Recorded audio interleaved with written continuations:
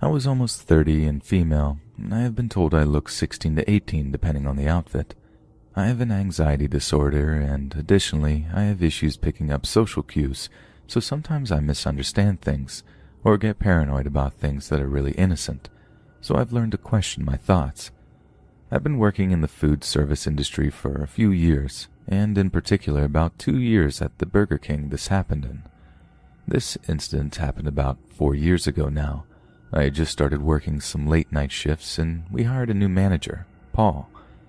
He was a foot or so taller than me, skinny, with dark eyes, and usually wore large glasses. He wasn't physically imposing, but still made me nervous because he was new and male. There are reasons new males put me on edge, but that's for another day.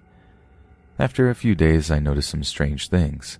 Whenever I worked the counter, he would stand so close behind me that I could feel the cloth of his shirt brush my neck because he was looking over my shoulder.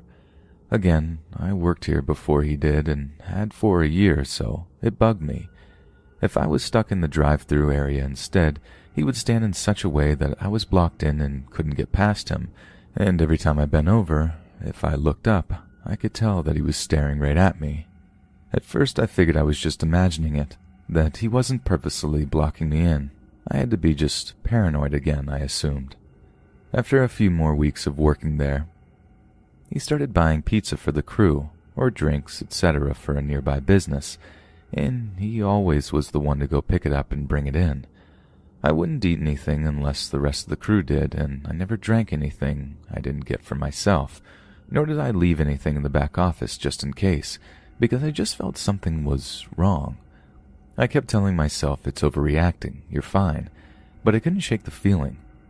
One night I was told I had to do a late night shift, just me, Paul, and Jack, someone that has worked there for a long time, and I trust him implicitly. Before the others left, I asked Jack to please keep an eye on Paul because he scared me.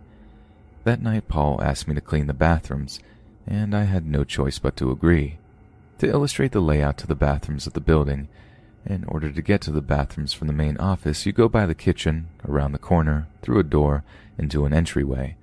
From there you open the men's room door, and from there is a back wall stall with a door.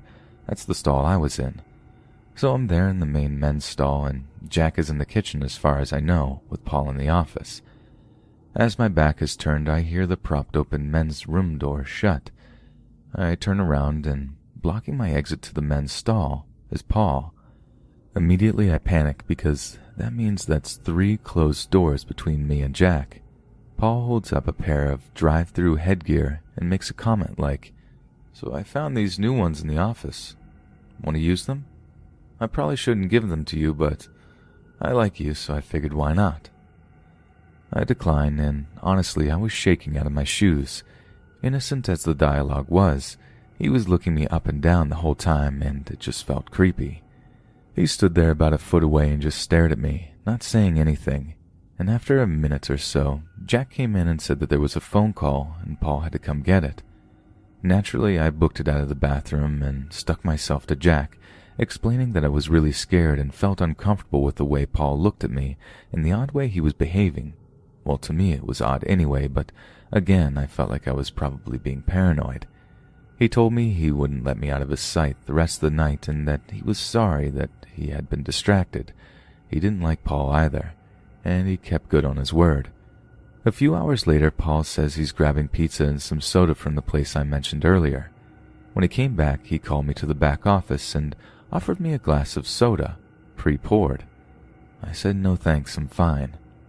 Thinking to myself to the time that I'm being overly stupidly paranoid, but then again, why did he always bring soda? We had over 100 kinds on the premises. He asked me another 2 to 3 times if I was sure, and I again declined, Jack right beside me. Then Paul asked me if I had a boyfriend. I did, but I lied and said fiancé because I figured it maybe dissuaded any potential flirting. He says, "Fiancé?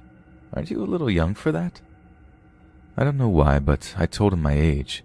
He just kind of sat there and looked me up and down really slow. "Oh, I thought you were 16 or 17. From there, he left me pretty much alone. Believe it or not, 3 days later he was arrested because the place he worked for before, he had inappropriately touched an underage female coworker, threatened them, and told them he was a cop and so on and would arrest them if they told. Eventually, he was transferred from there to where I work, and we were never told anything till his arrest. He comes by twice since then, even though he's not allowed on the property because we have minors on site. I'm still freaked out, especially because the last time he came around, he came through the drive-thru where I was standing. So to Paul, I hope I never see you again, and you get exactly what you deserve.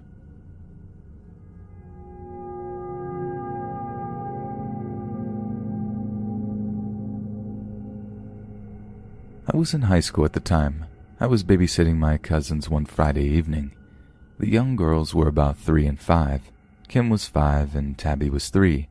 I didn't mind. They were usually pretty easy to watch and it gave me extra cash. We spent most of our time in the computer room so that I could do some research for a project I needed to do for school. Kim and Tabby were playing with some dolls on the floor, but after some time they began telling me that they were hungry. I took them into the kitchen, placed Tabby in her booster seat to wait while I cooked. I made them nuggets, listened to both girls talk about silly kid stuff. I noticed that Tabby kept looking into her room, which was across from the kitchen. I shrugged it off at first, thinking that she was just being a kid, but she just kept looking. She kept staring into her room, and it looked as if though she was trying to look at something. I was starting to get a little freaked out. I turned off the oven and set their plates aside to cool, still watching Tabby carefully. "Sis, what are you looking at?" Kim asked impatiently. Tabby turned to her. "That." She pointed into her room, and I tried to follow her gaze, but from where I stood in the kitchen, I couldn't see that far into her room. Kim looked where she pointed, and a look of alarm crossed her features. I frowned. "What is it?" I asked, walking towards them. Kim turned to me. There were tears in her eyes. "There's a man in our room," she said in a whisper. She burst into tears. I didn't hesitate. I raced over and scooped Tabby out of her booster chair and took Kim's hand. I glanced at the room and saw a shadow slip into the closet. I didn't want to panic the girls. I didn't want to scare them any further, but I rushed them to the back bathroom and locked the door. I told them to stay quiet and to not say anything. I pulled out my phone, and my first instinct was to call my aunt and tell her what was going on, but I knew I'd better call the cops first. I did, and they informed me that someone was on their way. I turned around and called my aunt then too. She was thoroughly freaked out and said she'd be coming home soon. She thanked me for taking care of her girls. I was very freaked out, trying to calm the now crying Tabby and Kim. I think they were trying to be quiet, but I couldn't blame them for being scared. We waited in the bathroom until the police came. At one point I thought I heard a thump, but that could have been my imagination. The police arrived shortly after. Over the phone, I had told them where we were hiding. There was a knock on the bathroom door and an officer called. "Rachel, it's Officer Reyes. Open the door and one of my buddies will escort you outside while we search the house. Your aunt is waiting outside." Relieved, I followed the officers outside with Tabby and Kim. It turned out that the guy in the room had already left.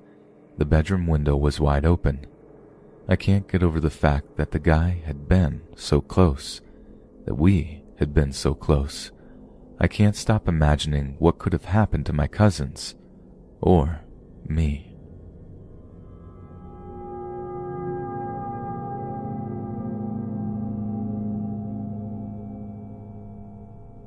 My best friend growing up was named Sarah. From the ages of 8 to 23, we were inseparable. I might as well have lived with her most of my life. Sarah, her husband, and her baby, I will call her Bug, lived in a small house built in the early 1900s.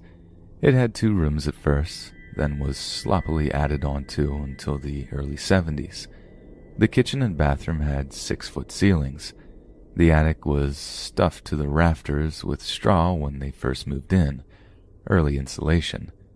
They replaced it with fiberglass after finding this massive fire hazard that people had been living under for a century.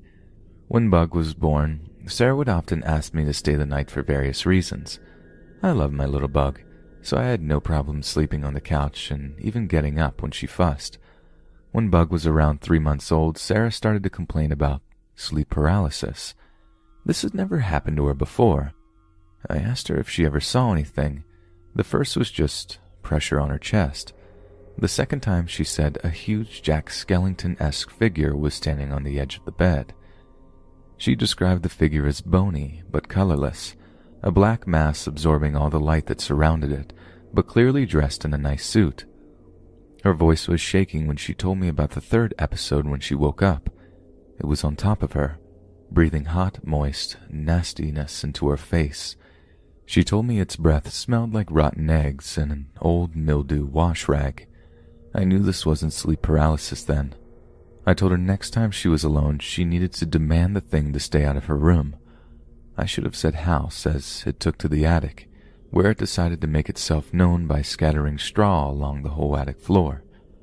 Sarah's husband made a fuss about it and refused to believe what was going on. All the straw had been removed months prior, and someone was playing a joke on him. One night, I stayed after Sarah begged me, even bribed me with alcohol and breakfast. I sighed and took my place on the couch. Somewhere between episodes of The Golden Girls, I fell asleep. I woke up in that too comfortable to go pee state, so I lay there with my eyes closed until I had to go. When I opened my eyes, I saw what Sarah had been talking about. The figure filled the entire top half of the doorway. Half its head was hidden. I could feel it looking at me. I tried to lay still, tried not to blink. I could make out the edges of a nice suit. Its shoulders were pointy. Its torso was long and met a slender hip. Its legs seemed to seep into the floor. I don't know how long I looked at it or it at me. I blinked and the figure was gone. I slowly got up from the couch and tiptoed into the kitchen. I didn't know I was holding my breath until I sighed in the kitchen when I found nothing. I finally was able to relieve myself, but when I unlocked the door and turned the knob, it stopped halfway, like someone was holding the knob on the other side. I panicked like a coyote in a snare. I pulled the door with my whole might, even putting my foot on the door frame. The knob wouldn't budge in either direction. I slumped to the floor, still turning at the knob like a maniac on speed, still only getting a half turn. I was about to over-panic and start screaming when the knob finally turned and the door came open against my legs. I laughed nervously and opened the door. No one was there. Bug hadn't even budged, and I'm glad I didn't wake her in my state of blind horror. I sent Sarah a text and left her house at 3:30 a.m. I refused to stay in that house again. Come to find out, it had latched onto the negative marriage between Sarah and her husband and has now moved to 2 different houses. In 2015, some life choices had led us in separate directions. I blame it on my hippie soul and her husband. I still wish Bug all the happiness in the world, and I hope she never has to fight any demons like that on her own.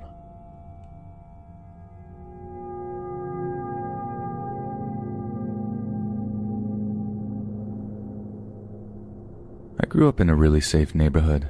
My elementary school was 2 blocks away and another one 4 blocks away from the bridge down the street from my house. I could see my middle school from my house, which sat on the other side of the bayou. A Catholic, Methodist, Presbyterian, and my Lutheran church all sat neatly spaced out on the same road. The Catholic adjacent to my elementary school, the Methodist and Presbyterian across from my middle school, and my Lutheran church across from the neighborhood library. It's as middle class and safe as you can get. Not rich enough to be Stepford, but think Leave It to Beaver set in the late 90s. I wasn't a dumb kid, but I could be oblivious and naive. All kids whose ages are a single digit are. Because I had a tendency to tell my parents I was going to play with my friends at the park and then wander the neighborhood with them when we got bored. A lot of the times my mom would make my older sister walk me to and from the elementary school playground and soccer fields and park just to make sure I was with someone a little more cautious. My sister and I both hated it, but now I know it was for a good reason. One day, my sister and I are walking home. I don't even remember a whole lot of the day because it was just so ordinary. It was summer, hot, Late afternoon, and I was bickering with my sister and sullen that she could boss me around. She was 11 and I was 8, and she was just as sullen that she had to babysit me. We were walking along the main road in our neighborhood, away from the school and towards our house. The road usually had cars parked along it, especially in front of the school, soccer fields, and park. Parents park in the street when the school parking lot fills up and wait for soccer practice to finish or their kids to see them from the park and know it's time to go home. Sometimes people cruise slowly down the street looking to see where their kids are and then drive off when they're sure little Jimmy isn't there. Not weird and not creepy when you live in Leave It to Beavertown. My sister and I had passed the soccer fields and were starting to pass by the park when my sister started nagging me to stay with her more than usual. I don't remember what I focused on. I guess I had my Game Boy or a book with me or something. I'd probably fallen behind on accident first, but kept walking slowly just to anger her when she snapped at me to keep up. I was vaguely away from a car slowly driving by us, but like I said, I figured they were looking for their kid. At one point, my sister turned to the car and asked the driver if they needed something. I finally looked up from whatever I was focused on and glanced over towards the driver. A middle-aged Indian woman was sitting there with her window rolled down and just staring at us. I only remember her because I thought she looked like my friend Gretchen's mom, but thinner and a little younger. She asked my sister if she knew where some street was. My sister shook her head and said no. She asked if the lady was looking for her kid, and the lady said no. My sister said okay and kept walking, telling me to hurry up. I followed her and went back to what I had been doing before. After 30 seconds, my sister stopped and bent down to mess with her shoe. I looked around and noticed the lady was still even with us and had stopped too. She was still staring at us. I was too naive to be scared. I just thought the lady was weird. But my sister noticed all of this and grabbed my hand and dragged me off the sidewalk and into the park, cutting through it to get away from the street and the lady that wasn't even using her gas pedal to roll along, and kept up with 2 children walking home. My sister loudly said, "Let's take the shortcut home or we'll be late." I was really confused and really dumb and said this wasn't a shortcut. It was a longer route, and we weren't going to be late anyways. My sister snapped at me to shut up until we were on the other side of the park. When she finally dropped my hand, she looked back and pointed out that the lady was still there, window still rolled down, still watching us. We were the only people in the park. My sister told me that the lady was being really weird and was probably trying to kidnap us or something. I didn't want to admit that my sister was being responsible, so I just told her she was stupid and we went on home. My sister told my mom as soon as we got home, and I remember making fun of her because she was scared from all those PG-13 and R-rated movies she and her friends would watch together in secret. I thought I'd get her in trouble, but my mom actually looked really scared and called my dad in and made my sister tell him everything. My dad left the room to go call someone, police probably, and the neighborhood phone tree, and my mom sat me down and gave me the "If you see adults acting weird around you or they try to get you to go with them, yell that you don't know them and you need help and run away" talk. I can remember bits and pieces of this. It was weird but boring thing that happened. I remember the lady only because of how she looked like a friend's mom, and I remember bickering with my sister and her weird behavior, and I remember the reactions of my parents and feeling like I'd gotten in trouble. The rest my sister filled in for me. She told me later that she asked all her friends if they had seen the lady, that my dad went out and talked to all the neighbors to see if they'd ever seen the woman, and that police cruised the neighborhood every day for a while after that. I never saw the lady again. Gretchen and her family were out of the country visiting family, and no one seemed to know anything about this lady. It's a memory that still scares my sister, especially now that she has her own kid, even though she lives in a safe, tight-knit community of her own. I still don't know what to think about it. I'd like to think that she was just lost and needed help, but didn't know how to ask 2 young kids. Maybe she was hoping to follow us until we would lead her someplace familiar to her. Maybe she wasn't trying to kidnap us at all. But then, I don't know how to explain why she'd have her window rolled down in the height of Texas summer heat and keep following us when we didn't know where she was looking to go. Her car slowly rolling forward, always staring at us as we escaped across the park.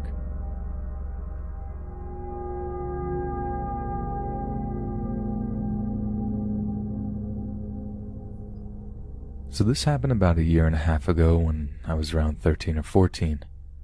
I'm a female, and at the time I was in 8th grade. My entire class in middle school was very small, only around 60 to 65 kids every year, so all of us knew each other very well. Although my school is a private school, I'm now an upperclassman, so I still go there. I live in one of the most dangerous states in the nation, and things tend to be sketchy all around, not excluding the majority of the students who go there. I have a lot of stories about so many kids in my grade doing sketchy and disturbing things to other people, which I may get to putting up sometime in the future, and, of course, that's where the story begins. There was this kid in my class who always acted weird on purpose to freak people out and make them uncomfortable, most likely for attention. He would say creepy things and make jokes to all the girls in our class, and even threaten to do things to one of my friends. I'll call her Jenny. Jenny had told me and all of her friends about how he had harassed her and threatened to hurt her at her house, but then played it off as a joke and proceeded to talk to her normally as if they were friends.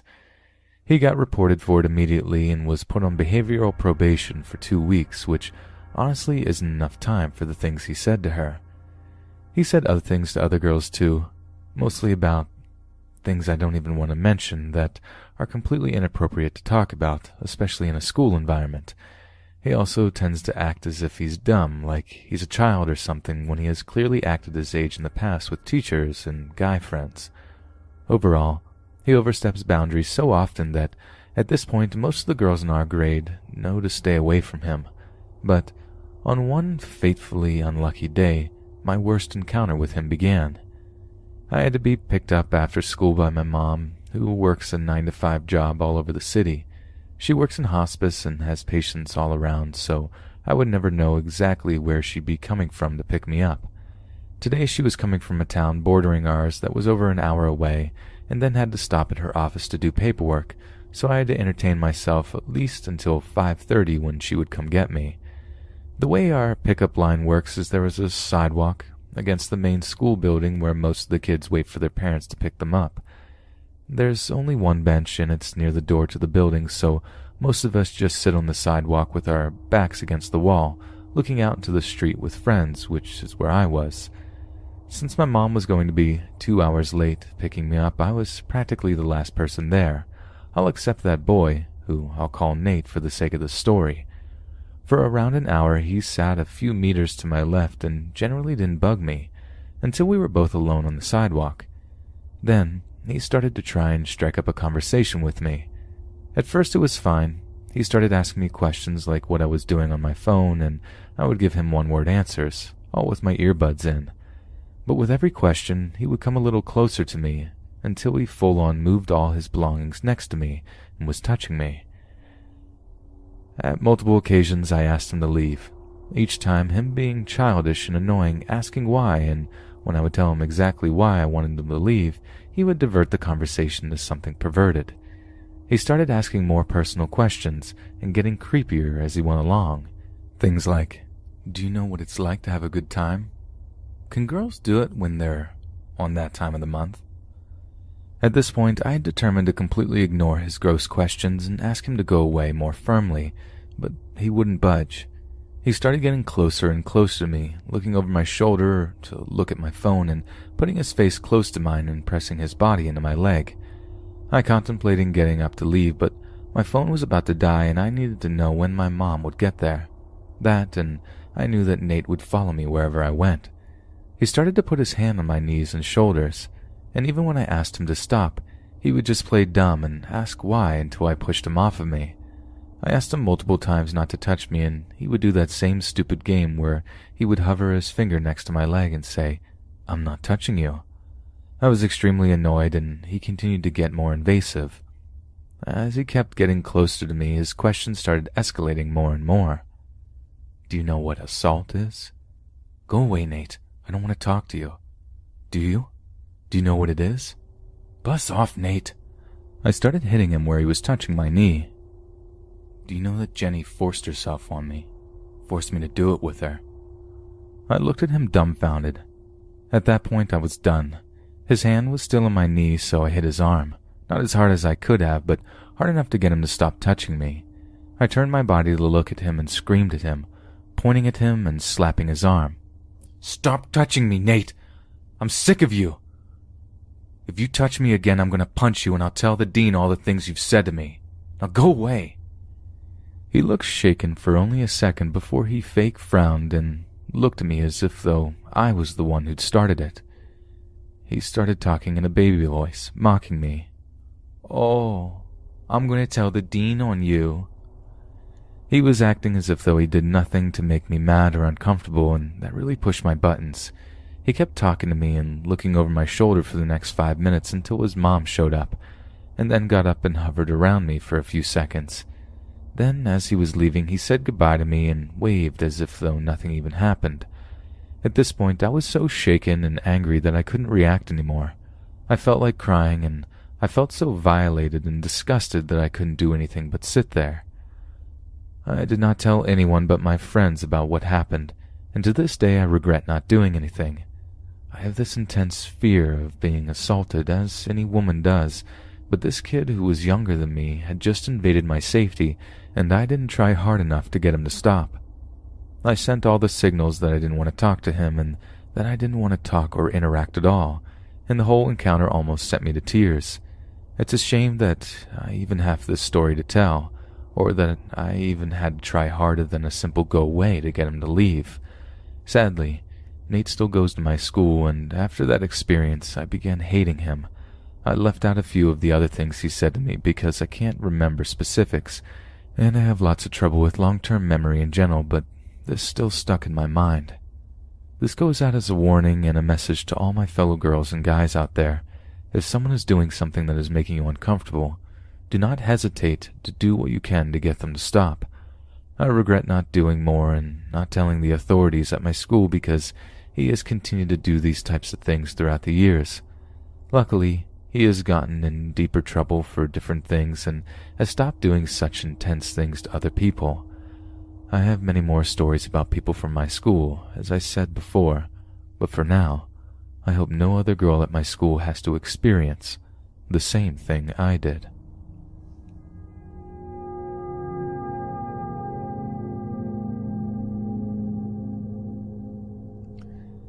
I'm telling you this story 3 years after the incident took place. At the time, I was a 15-year-old boy and was home alone for the night with my dog, which was a beagle named Dodger. I was in the room with my dog and was playing some games with my friends like teenage boys do. My parents had gone out for the night to go to my father's friend's birthday. I was used to being home alone at night because I am an only child and my parents go out a lot during the night and day. It was about 11 p.m. when I decided I was going to take a break and shower and watch TV for a little while. I'm quite the active person after all. When I got out of the shower, I went downstairs to make some popcorn and watch The Office, when I heard a large group of people sort of yell, talking to each other. This wasn't new to me as I lived just down the street from a bar and it happens almost every night. When they walked in front of my house, my dog started barking at them like dogs do. Suddenly there was silence outside and I was a little startled for a second. Then I looked out the window to see them eyeing my house down and looking right at me and my dog. I didn't know what to do at this point, so I turned off my TV and ran in my room with my dog. I go to look out the window in my room to see that they had gone. I was relieved for a moment until I heard a shattering coming from downstairs. I left my dog in my room and grabbed my baseball bat since I played when I was younger. I crept down my stairs just enough to see the living room, and I saw one of the men peering through the window that they had broken. I yelled down at him that I had my father's gun. He doesn't own one, but I had to try something, and to my surprise, they yelled back that they had a gun too of their own. I was frozen at this point and didn't know what to do yet again. I ran back to my room and called the police, probably something I should have done long before that. 2 minutes passed and I hear nothing downstairs, so I go to investigate. I see the glass of the window was now completely out of frame, leading me to believe that they had climbed through. Luckily, the police showed up within the next 45 or so seconds, and when they searched my home, They said they found nothing had been taken. They searched the surrounding area, and they were not found anywhere. I have since gone to college and moved out, but I will never forget that night. I guess I should consider myself lucky, but I don't know what would have happened if I hadn't called the police.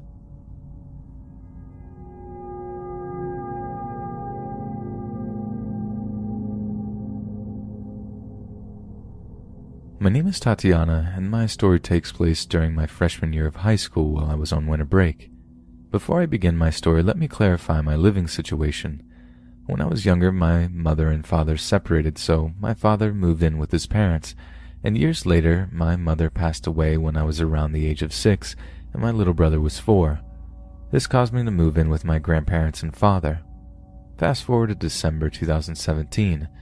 My aunt and uncle and 2 younger cousins live in another state, and every year they visit my grandma during summer vacation and Christmas. My uncle only visits in the winter, however, because we don't have the best AC.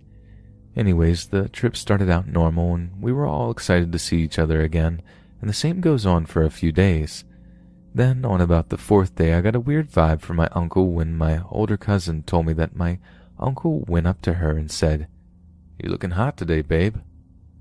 Not pretty, not beautiful, hot. She told me that she felt sort of uncomfortable around him, but I thought that maybe she was just exaggerating. I later believed her when it was just me and my uncle home alone while I was sitting in the living room on my phone when he laid his arm on my shoulder, sort of pushing it down, leaned in and whispered in my ear, "You look very beautiful today." The statement alone didn't bother me. It was just the way he expressed it, and made me realize what my cousin had told me was true. For the rest of the week, I didn't want to be alone around him anymore. I always tried to have someone else in the room, but he would still do little things like grab my shoulders or touch me in areas near my chest, even with others around. I sometimes felt afraid to fall asleep with him in the room because he, my grandmother, and I were sleeping downstairs together while the others took the upstairs. One day I was upstairs in my room collecting my little cousin's pajamas because I would help take care of them while they were over. My uncle came into the room to thank me for helping out. I wasn't bothered by this until he slid a $5 bill up my sleeve and accidentally touched my chest and just walked away. I felt disgusted, but at the same time I was able to laugh it off, telling myself that he acted like I was some sort of dancer by putting money in my clothes. That aside, I was still disturbed. The last incident I recall occurred while my grandma, aunt, uncle, and cousins were in the room. I was opening a kitchen door and he was trying to move past me. He could have excused himself so I would let him through, but instead he grabbed me by the hips and thrust it into me from behind and stayed there for a good 10 seconds and said, "Excuse me, babe." The day they left could not have come sooner. We said our goodbyes. I got an uncomfortable hug from my uncle, and they were off. It's currently the end of August, and I start school soon, which means before I know it, my cousin and I will have to get through another visit with him. If he's willing to do all of that, I'm afraid to know what else he's capable of, or having to find out the hard way.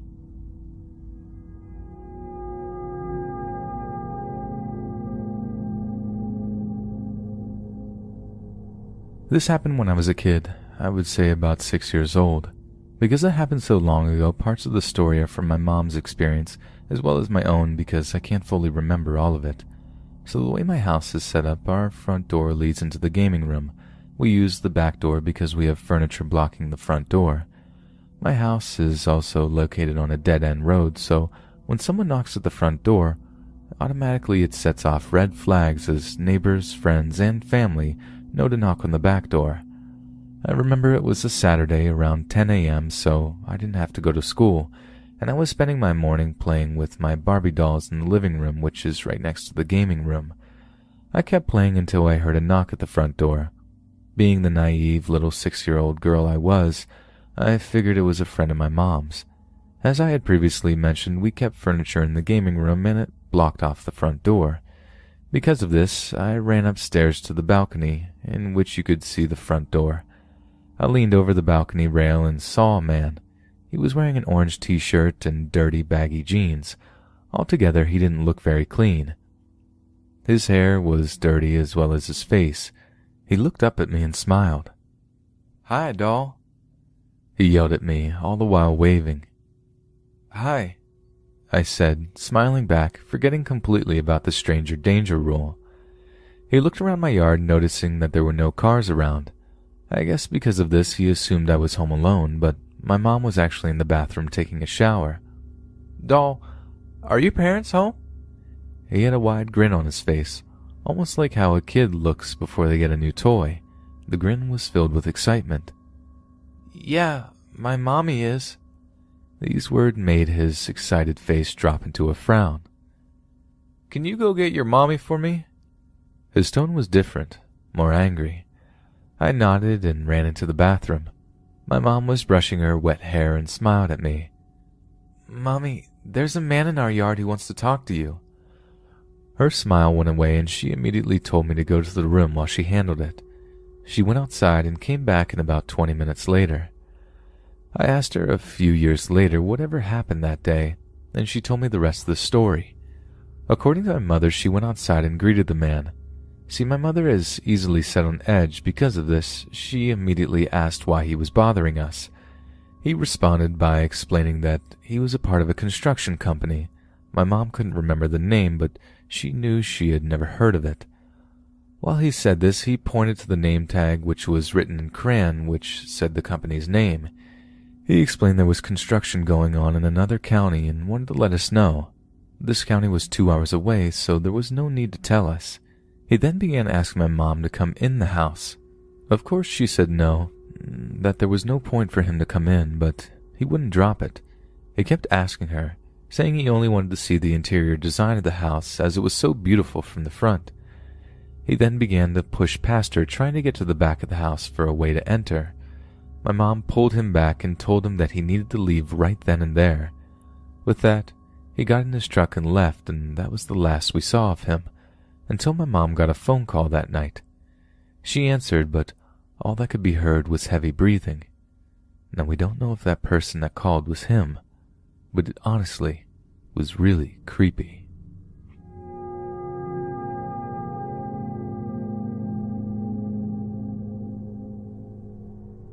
During my elementary years, I went to a school that was situated on top of a hill.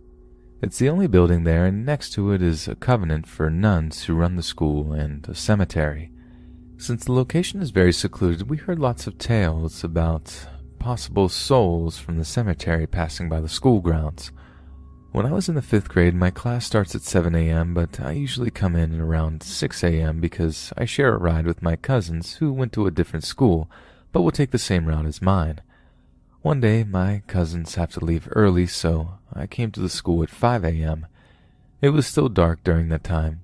The guard already left the school's gate open for me, as he knows that I always come early. When you enter the school gate, you will see a basketball court and rows of classrooms facing the court. On the side of the classrooms is a corridor leading up to the next level of classrooms. You go further down and you get to the school's auditorium. My classroom is in the basement area. You have to pass the auditorium for you to get to the stairway down to the basement. I know, it's weird. While I was on the stairway on my way down to the auditorium, from there I can see the empty stage and the big empty hall. No one is around. I'm the only one in the school, aside from the guard at that time. I continued walking, and as soon as I stepped into the auditorium, I can hear a girl singing. At first it was very soft. I can barely make out the words. I looked around, but I can't see anyone. The girl's singing became louder and louder. As it gets louder, the notes go higher and higher. She's now singing as if though she's holding a microphone. I was stunned. I didn't know what to do. I was so scared. It's impossible. There's no mic on the stage, and the guard confirmed that I'm the first one to come in. Not even the teachers are in the school yet. As the singing gets louder and higher, I see a white light in front of me. It slowly moves towards me, like a train that's ready to hit me. I couldn't move. I was mesmerized by the white light. Suddenly, I heard someone calling my name. The light is gone. The singing is gone. I can see that I'm now standing in the middle of the auditorium. I look back at the stairway, and there I see my classmates looking at me. They told me that they've been calling me several times, but I am not responding. The sun is already up and it's already 6. I've been standing there for an hour. I asked my classmates if they had heard anyone singing, and they said no. After a few hours, I did some research on my experience and what happened to me in the 5th grade. I read that if you see a light coming closer to you, it means that a spirit is trying to take over your body. I'm glad my classmates came in on time to prevent that from happening.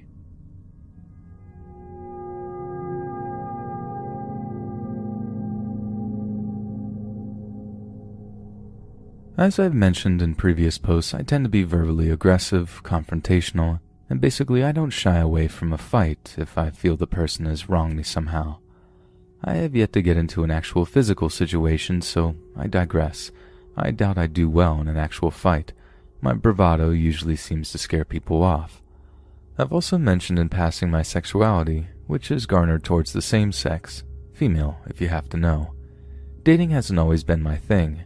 In fact, I've gone on the most dates this last year, out of my 2 short decades of existence. I met this one girl on OkCupid, and before you start thinking, no, it doesn't go awry, we actually hit it off on our first date and ended up spending a few extra hours together before I went home, and then we ended up going on 2 more. So, needless to say, I am no longer a fish available to catch. For a little more context before I get into this, I don't live in the city where this takes place. Well, I do live there for 8 months at a time. I'm a university student, and in some Facebook photos I have, there's evidence of my school logo. My girlfriend, M for the story, had a daughter with her boyfriend, but he's no longer in a relationship with her. So she's a single mom living in an apartment complex in the middle of the city, and it's where we're going to establish. And while this story affected her the most, it's now affecting me too. Nutty is who the story's about, my nickname for her, and overall description of this girl. You see, Nutty and M worked together at a Wendy's years prior to meeting me. M always had a thing for girls who were quirky and a little alternative. She's also got a big heart, so when Nutty asked her out, she couldn't turn her down. M and Nutty dated for 4 months, but it wasn't long, of course, before the warning signs appeared. Nutty is mentally unstable, and while I get that, hey, I know where she's coming from. It's not an excuse for the actions I'm about to describe. She's also refused any sort of therapy or assistance, and her family has decided not to help her. So you've got a non-medicated, undiagnosed ball of mania that you're dating, essentially. Now what could possibly go wrong with that? Warning sign number 1. Nutty mentions that she wishes M's ex-boyfriend was dead. It's one of those, well okay then, thing you can normally brush aside. Where you can't is when someone starts saying it over and over. M's ex wasn't abusive. He's actually a really great guy by conversation. The whole reason they broke up was because she figured out she liked girls. So Nutty continuously says, I want to kill him, and things revolving around that train of thought. Warning sign number 2. Nutty is pushy and aggressive. Where I'm aggressive is that if I think someone has done myself or another person injustice, I'm quick to respond verbally or with a short charge at them. Where Nutty is aggressive is that she got very upset if she didn't get her way, or was quick to become threatening of a person. She continuously pushed M to hang out, to come over, to go on a date, and to even go further than that. She wouldn't stop until she got her way, not caring that her girlfriend didn't always want to do those things or hang out with her, which brings me to warning sign number 3. Nutty is clingy. She would call M at all hours to do one or more, message her on Facebook, and basically stalked her social medias to see what she was up to. She didn't like M going to things without her, getting mad and insulting M's friends and family. The 2 major events that led up to their breakup shows also how messed up Nutty is. Nutty tricked M's daughter into telling her when her mother was home this one time she called. M was in the shower, her daughter answered it, and because she knew Nutty, she told the stalker exactly where her mom was. So Nutty shows up, comes into M's apartment, lying and saying she forgot something there. When she and M were alone, Nutty proceeded to attack M, and she didn't beat her, if you catch my drift. Of course, the cops in our city don't get it yet, that assault perpetrated by a woman against a woman is actually feasible. So guess what? Nothing was done. The boneheaded morons decided to just charge Nutty for trespassing, and she got a fine. I, for one, no longer trust the police after learning this. Event number 2 occurred after, when Em of course broke up with her. Nutty went ballistic. She threatened to end herself and that it would be Em's fault. She took a video of herself swallowing a ton of sleeping pills and sent it to Em, claiming it was her fault she was doing this. Em of course called the cops, but yes, you guessed it, nothing. They honestly didn't take that seriously either. It's appalling what law enforcement thinks is necessary around there. In all honesty, I think they were mostly corrupted. Nonetheless, Nutty didn't end herself. She threw up the pills, apparently after taking the video, and then waited until the next day. She then contacted Em pretending to be her mother and told Em that she was to blame for her daughter's death. Well, needless to say, Em didn't buy it for a minute. She called out Nutty's bullcrap and Nutty came clean. Promptly afterwards, Em blocked her on everything. Why she hadn't earlier, I don't know, and quit her job at Wendy's. 6 months later, after a new position at a Starbucks and deciding to try dating one more time, we met, which brings me full circle to recent events. I'm away from the city in the small town I'm originally from, working my butt off so I can at least afford groceries for the next 8 months. I'll be an unemployed student. Em and I have been in contact the last 4, chatting and planning out a big date for the weekend I get back. Em and I have been in contact, chatting and planning out a big date for the weekend I get back. Em contacted me out of the blue after a couple of days of radio silence. She told me that Nutty had come into her work when she wasn't around, asking another employee about her. She figured out where Em was working and claimed to be an old friend. The idiot blabbed, telling Nutty all about Em and, yup, me. So Nutty is angry. She gets a new number and account, contacting Em and threatening to cut me if she sees me. Nutty also found my Facebook. I've since switched it to private, and now knows where I'm going to university. Due to me also being an idiot and leaving the photos with my uni's logo up, I got a threatening message from her a few weeks ago, saying that when I'm found, I'm going to pay for messing with what's hers. The silver lining in all of this is that she thankfully doesn't know where I live. I've actually kept that off my profile. I also don't link any of my other social media platforms to my Facebook, so she has no way of cyberstalking me. I just blocked her on Facebook after getting that message. The bad news is that she knows where I'm going to school and that I live in the dormitories. Em is worried about me. She isn't sure if Nutty would actually be bold enough to come onto the campus to try and find me. Reading all of your stories and listening to narrations of them has inspired me to take the next steps. As soon as move-in day arrives and I'm back in the city, I'll tell the university what's going on. I'll make sure my new dormitory mates know who Nutty is and to not answer our security door for any reason or whoever asks for me. Since concealed weapons like pepper spray guns and tasers and knives aren't allowed, I'll keep my alarm box on me. Em is also taking precautions which I will only say involves keeping one of the above concealed weapons illegally. So to wrap this up, 2 weeks ago I get a message from an unlisted account, and it was, you guessed it, Nutty herself. She said some pretty violent, threatening stuff that I don't think anyone wants to read. I reported and blocked her, not responding with anything, and I've informed my RC of the situation, and the campus is now on the lookout in case she pops up. Still, I have a couple of weeks left, so for now I'm in no real danger. I may never be, but I'm not pressing my luck pretending nothing might happen. I'll update if there's any more developments.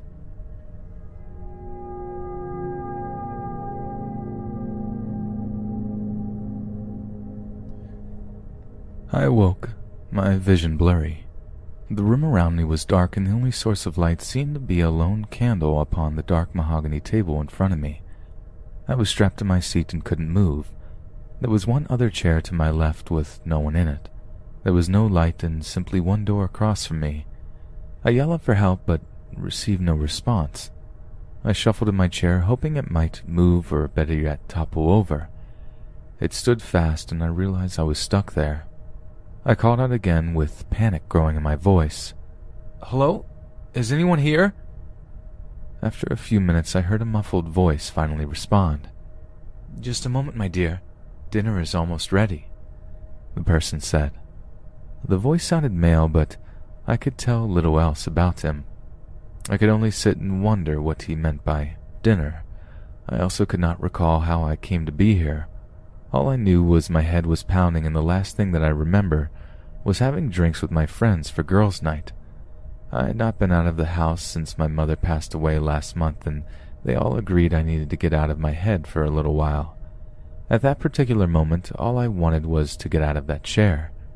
I tried moving again, and a pain pulsed from under my legs. I cringed as it shot up my thigh. I tried to lean back and see what the cause of my suffering could be, but it was no use. I was bound too tightly to my seat. I cried out for help again, but my pleas were cut short as the door swung open and light filled the room. A tall, pale man stepped out from what appears to be a kitchen. The fluorescence behind him blinded me from his appearance to begin with, but he soon stepped in to allow the door to close. "Ah, you're awake. Good. I will bring you some wine," the man said.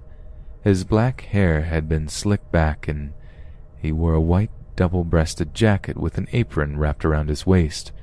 It appeared I would be the unwilling guest of Chef Crazy. He disappeared again into the kitchen, only to return a few moments later with a bottle of wine and 2 glasses. He set them adjacent to one another and filled them carefully. Then he lifted the bottle slightly and turned the label toward me. "This is Pinot Noir, 1956. It will pair well with our meal, and I hope you enjoy them both."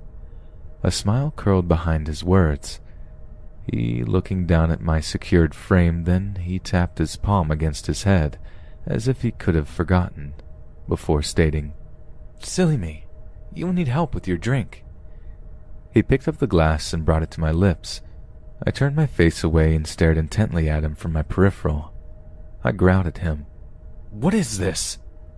He set the glass down and wiped his hands on a small black and white hand towel that rested at his hip. He gave a disappointed sigh while leaning down. I felt his fingers brush against my cheek, but I quickly pulled away. "You see, I do enjoy cooking. I always have, but I am told I am not very good at it," he said while emoting with his hands. "I usually stick to the simple recipes, and I am working on perfecting them. I know you want to know what we are having, but you have to be patient. I would really hate to ruin the surprise." The words fell from his lips easily, and as soon as they were done, he turned to walk away. The whole thing unnerved me. He sounded too comfortable and must have done this all before. Before I could speak again, he had faded into the kitchen. I began looking around the room for any possible means of escape, but all I could see was the table set and the candle. There were 2 windows, but large crimson curtains covered them and let no light through. I tried to move the chair once more, and again I felt pain pulse through my lower body. The chair wasn't moving, and I couldn't stand trying to make it. My chest became tight, and I felt as though I might hyperventilate. I could barely contain the feeling of desperation. I could feel the warmth of teardrops cascading down my cheeks. I had been with my friends all night. I never took a drink from a stranger.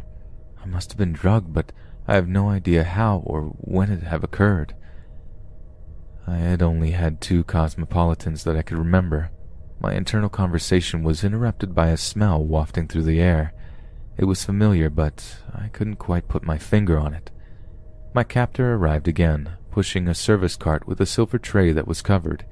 He moved the tray from the cart to the table before pushing the cart to the side.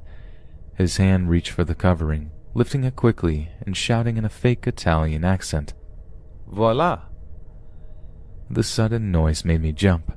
My eyes shifted to the dish that revealed pale, winding noodles knotted into a pile with red chunky sauce that included ground meat. I had been abducted to have a spaghetti dinner with this psycho. I looked at him. My eyes furrowed and narrowed. He was giving me the cheesiest grin I had ever seen. He truly looked pleased with himself. "I hope you like it," he beamed. "It's my best dish." I don't know what made this man think I would be putting anything he brought me into my mouth, but within moments, he was wrapping strands of pasta around a fork and guiding it toward me. I turned away again before speaking. "I'm not eating that!"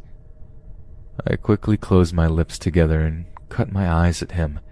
He lowered the fork and his smile faded. "I think you would like it if you tried," he murmured. "It's good, I promise. If you don't believe me..." He paused and pushed the fork into his mouth.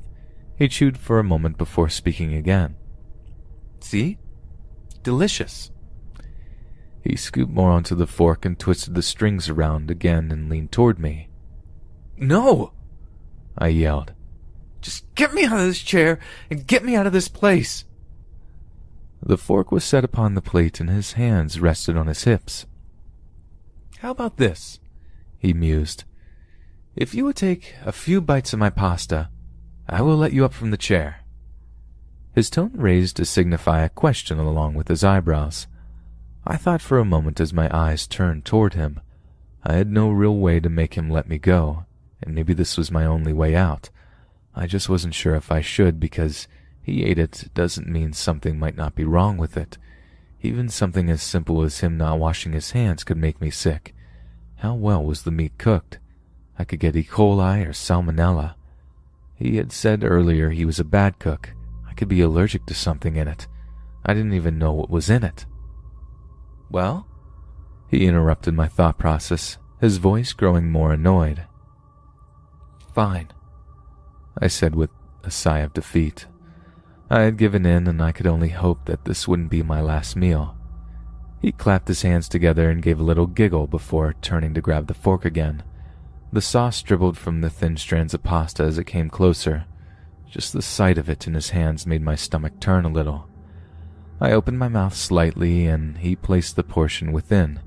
I closed my mouth and eyes at the same time and prayed to myself. It rolled about between my teeth for a moment, and when I opened my eyes, he was giving me that stupid grin again. Surprisingly, the food was good. Really good, as a matter of fact. I chewed every bit and gave a gulping swallow. My eyes probably gave away my enjoyment, and he went for another forkful. He brought it quickly and pressed it toward my face. I hesitated, but this honestly was the best spaghetti I'd ever eaten. After I had consumed half the plate, I finally remembered that the whole point was to taste it in order to be set free. "Okay, it was good, but I really like to be out of this chair now." I gave him a stern tone. He frowned a little bit but set the fork back down. "All right, a deal is a deal," his voice sounding disappointed. He approached and removed the straps holding my upper body to the back of the chair, then knelt down to release my legs. A sound of metal clanking was heard. I could only assume he was unfastening whatever held the chair in place first. Then I could feel his hand brush against my thigh as the binding across my legs was loosened and allowed to fall to the side. As soon as I was free, I attempted to stand up. Hot, searing pain echoed up from my legs to my spine, and now that I was loose, I could move back enough to see why. Long strips of skin and muscle had been removed from my thigh region and been covered slightly with bandages. The cloth had been soaked through with my blood, but I could tell that this wound was deep. "I'm sorry," he frowned. "The numbness will wear off in a few hours. I accidentally used too much anesthetic. I have always been bad with measurements." My body shook and tears rolled down my face. I touched at the bandages, my legs not wanting to move. I found myself spouting anything that came to my mind. "Why? What is this? Who are you? Oh God, my legs!"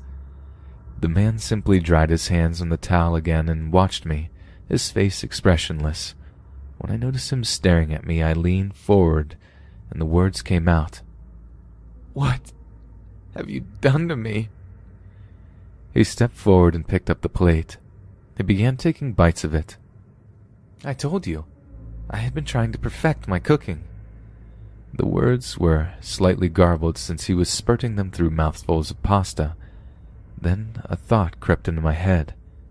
The entire time I had been devouring the delicacy, I had not even let myself consider that it hadn't smelled like any spaghetti I had ever had, and definitely didn't taste the same. My eyes slowly widened, and I could feel vomit rising up my throat. I hunched over, and the rancid dinner splattered across the floor. The man jumped back from the mess quickly and sat the plate on the cart. Did my spaghetti not agree with your stomach? He asked as he rushed to wipe the remnants off my face. Don't worry. There is plenty more, and since you won't be going anywhere anytime soon, why not have a few more bites? The question came with that same sick smile. I spat at him and tumbled on the floor. My body screamed at me as I slammed hard onto the wooden floor. I cried out before yelling, "No! I'm getting out of here! I'm going home, and you're done!" He smiled at me and came closer.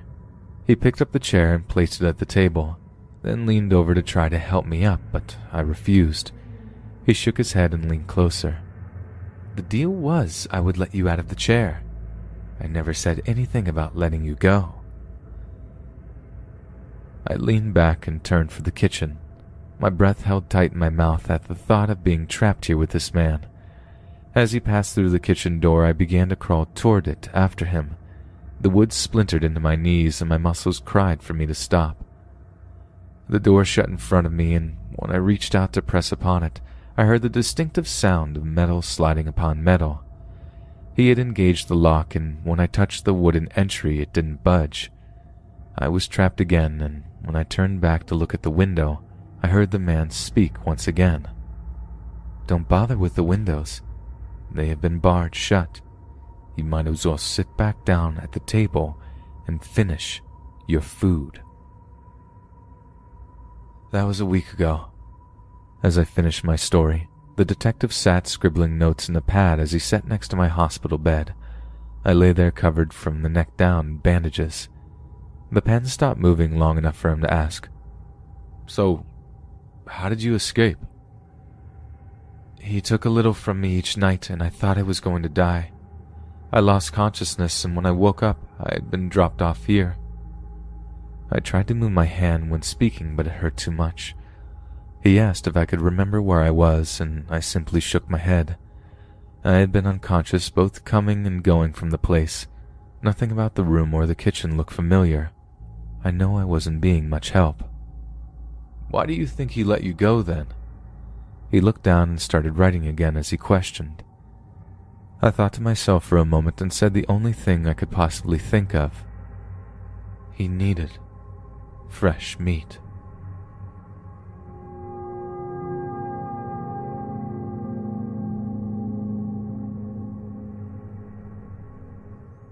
Many places have what's called a ghost tour, where you go around a town and stop at locations that are supposedly haunted. Of course, being around Halloween, I was really excited to go on a tour of a city I didn't know much about. The city has the nickname of the Halloween capital of the world, which I thought was just a title until what happened during the tour. We started out at about 10 p.m.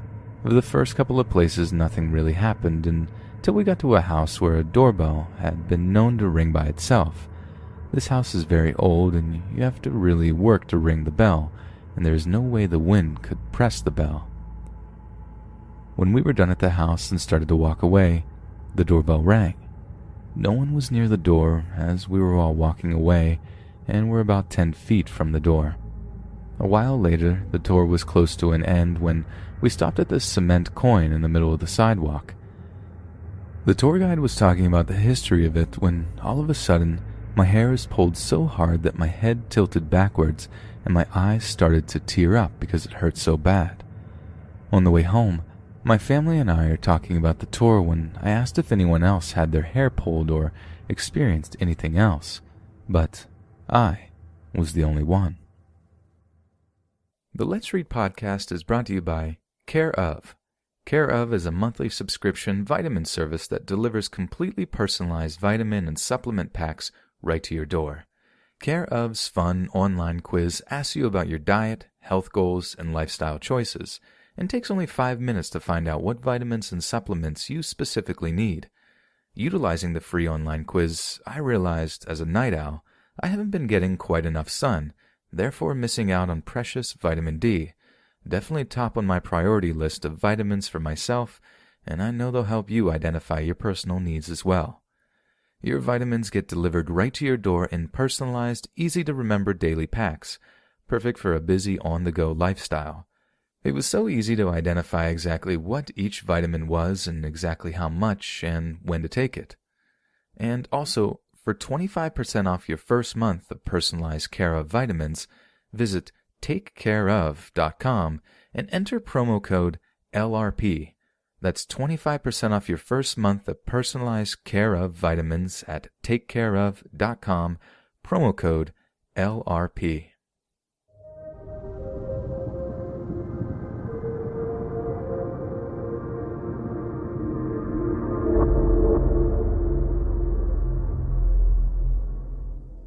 This happened to me just last night, and I'm still a little shaken up by it.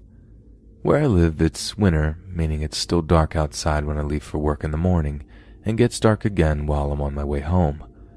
Last night, I'm on my way back from work, and considering it's my friend's birthday, decide I'll get off the train and a few stations early and swing past a local shopping center to pick up a gift and some groceries for dinner. This suburb is generally known for being a little bit sketchy after dark when the cooked units come out to play, but is close enough to the city to have very accessible public transport. I've never seen anything too awful, mainly just your garden variety street harassment, a few brazenly public narcotic dealings, and a couple of arrests now and then. I spend a while trying on clothes and grabbing my shopping and a bottle of wine for later. By the time I head outside, it's probably dark, and I make my way to the closest bus stop. As I'm walking there, I realize it's not as populated or well lit as I anticipated, and it's in front of a number of closed cafes and shops, unlike my usual stop near the probably police-patrolled train station. The bus drives past as I'm walking there, and I figure I'll check the timetable and walk back to the other stop, just to be safe. For context, I'm a 5'6", 135-pound woman, and I generally tend to avoid being out alone at night, especially since there have been a number of public crimes against women in my city that receive widespread media attention. It's only about 10 minutes until the next bus, when a dark car pulls up at the bus stop. I assume it's someone there to pick up a friend or a family member, considering this is, after all, a bus stop, and you're not legally allowed to park there. I realize the passenger side window is rolled down. Odd, considering that it's freezing outside. Out of nowhere, the older man in the driver's seat yells out, "This is the ride you ordered, get in." I assume he's talking to someone perhaps behind me as I'm waiting at a bus stop, not for an Uber. I look up from my phone and there's no one around me. At this point I'm startled because when has a legitimate Uber driver yelled out to a random woman on the street to get in his car, or had someone else in the car with them? I responded with no, mainly out of surprise. "Get in the car," he demands. Okay, now I'm freaked out. There's no way I'm willingly getting into that vehicle. I remain at the bus stop for a few seconds, tossing up my options. This is until both men exit the car, which is still running, and begin walking in my direction. Nope. I drop my cigarette and start walking frantically towards the shopping center, praying the lights will change before they get there. I don't care if they have non-ulterior motives, my potential safety matters more than I offending them. I duck behind another bus shelter, looking back as I do. The younger man is still on the other side of the road, waiting for the traffic to part, the driver out of sight. Pretending to hail an oncoming bus, I duck into the shopping center. I take a few seconds to compose myself, don my scarf and hat, obscuring my distinctive red hair, and remove my jacket, switching it for one I just purchased. While still inside, I order an actual Uber, glancing constantly between my phone and the entrance. The minutes until the driver arrives pass excruciatingly slow, until I make my way back outside and maneuver myself between a group of people waiting out front. A million thoughts are passing through my mind.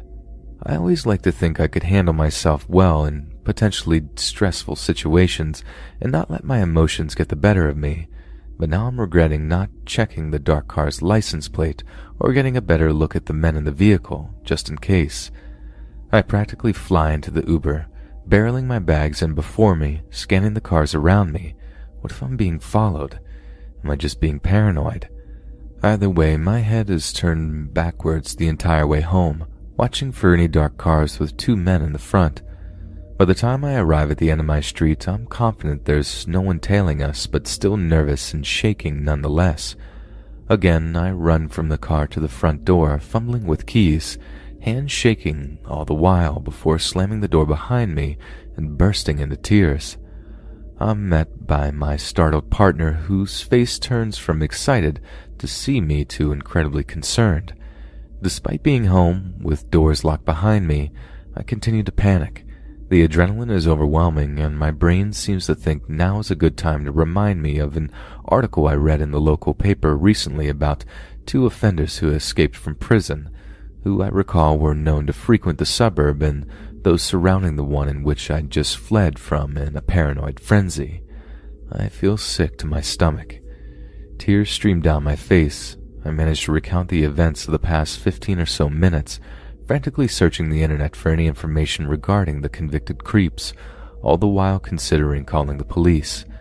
I only managed to calm down after I failed to find any recent news stories. The men were both apprehended a month earlier. I don't know who these men were, nor their intentions, but I can only assume it was something sinister. I continued to tell myself it was just a coincidence and find a logical explanation for what happened, as I have to wake up the next morning for work and walk the 20-minute route to the train station alone.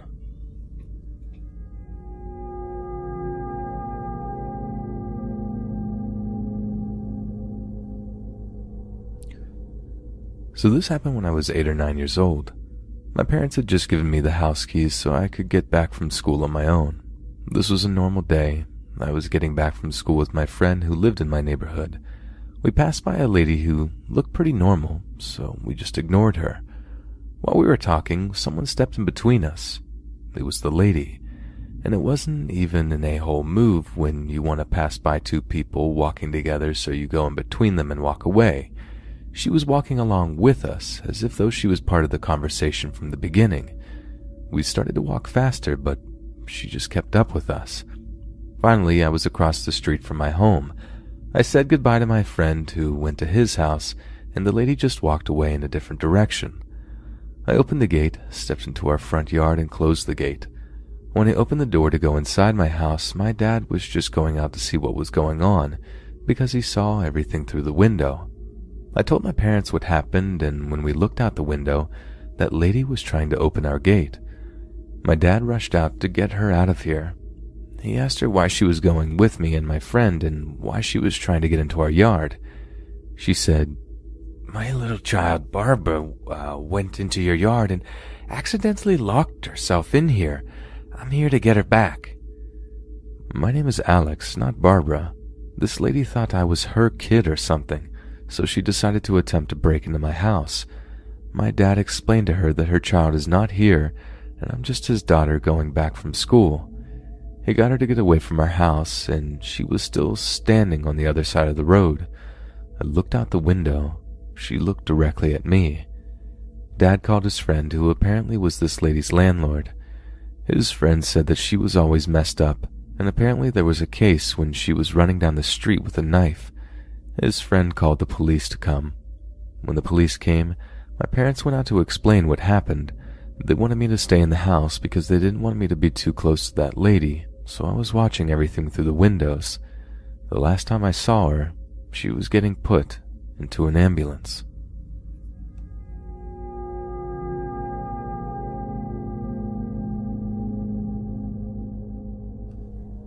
This started towards the end of my 8th grade year. Basically, my friend had this guy who was following her on Instagram, and he would comment on all of her posts telling her how pretty she is. Now, that wasn't super weird, but we found it kind of creepy because this dude was obviously in his late 50s and she was 13. And then he also started messaging her every day. Nothing overtly creepy, just mainly small talk at first.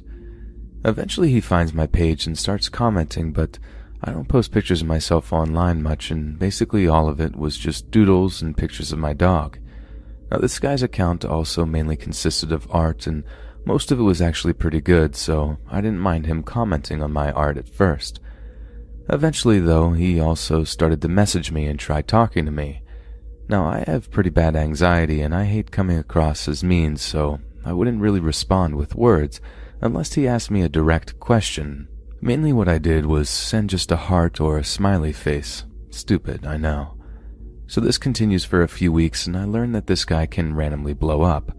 I learned this because I had responded to a message from him asking my age. I told him I was 13, and then put my phone down because I had to help do dishes. When I came back to my phone, I had like 10 messages from him asking why I wasn't responding, and also telling me he was just joking. I was super confused at first as to what he could have sent that would have made me mad, and basically he had responded about how both me and my friends looked like we were 18. I found that to be kind of creepy, but I didn't want to confront him about it, so I told him it was fine and that I was just doing my chores, and the conversation moved on, and I made an excuse to stop messaging him for the day. One really creepy thing he did was when I posted a picture of my grandma's dog, which is a corgi, and put in the caption how much I love that dog. He liked that photo, and then a day or so later, he sends me a picture of a corgi he drew for me. I thanked him for it, and then he asked me to tell him my address so he could send it to me. I refused, but he kept asking me, telling me that it was a gift and he wanted me to have it. I had to send a message explaining that it was a family rule that I was not allowed to tell him my address and for him to drop it. Eventually, after a bunch of little creepy things, my friend blocked him, so he started ranting about it to me, saying how she shouldn't be creeped out by him, and he was just trying to be nice, and that if she had a problem with anything he was saying, how she should have just told him. He basically continued on like that for the next few days, and then he pointed out how he was following her backup account, and how he was going to start talking to her on that one. So I immediately told my friend about all of this, and she blocked him on her backup as well. It's amazing to what extent these weirdos will go to.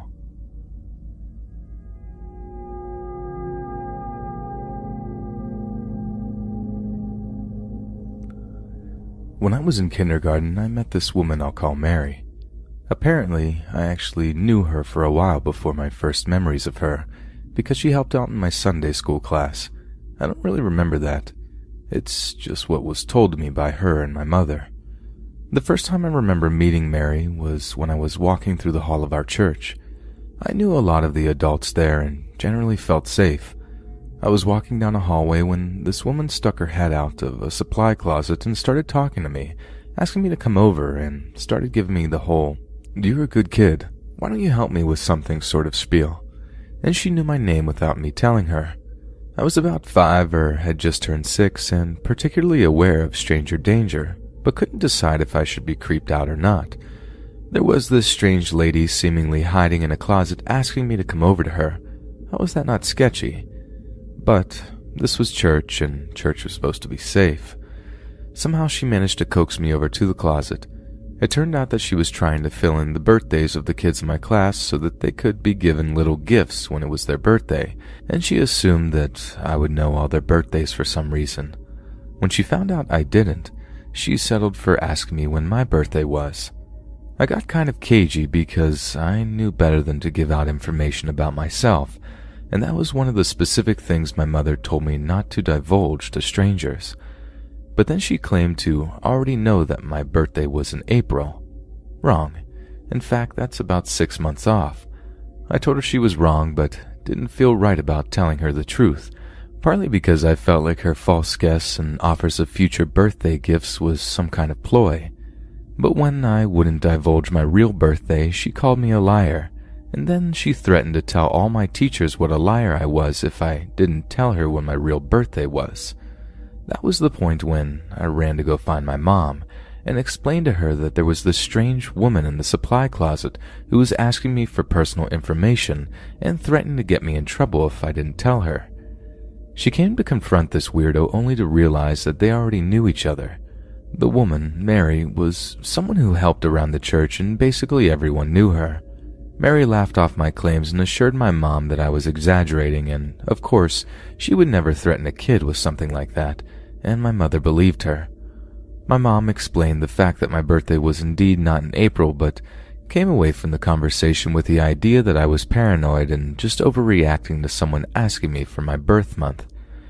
Either right before that or after that, I had another incident with this woman, but didn't realize at the time that she was the same person. Similar to before, only not in a closet, this woman, Mary, came up and struck up a conversation with me, saying that she knew how much I loved to help out my teachers, and wouldn't I like to be able to help out even more? The obvious answer was yes. Long story short, she was organizing some kind of teachers' conference in this cabin way out in the woods.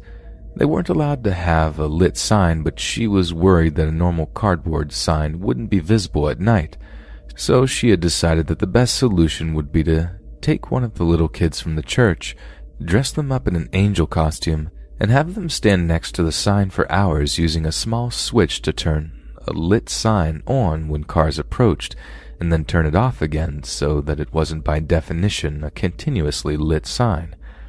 This woman should have worked in sales. I did not see anything wrong with this scenario and excitedly went to tell my mother about this fantastic opportunity I'd just been given to help someone. She was much less enthused, pointing out that this would be outside in October when the average temperature at night is under 55 degrees Fahrenheit. I would be standing outside, alone, freezing my butt off, and getting eaten alive by mosquitoes just to flip a switch so that she could bend the rules about not having an electric sign. There would apparently be no one there to make sure I was safe from wild animals or any human predator who happened to drive along and spot a random kid out by themselves in the middle of the night. My mom tracked down Mary and gave her a pretty thorough overview of her opinion about the whole thing.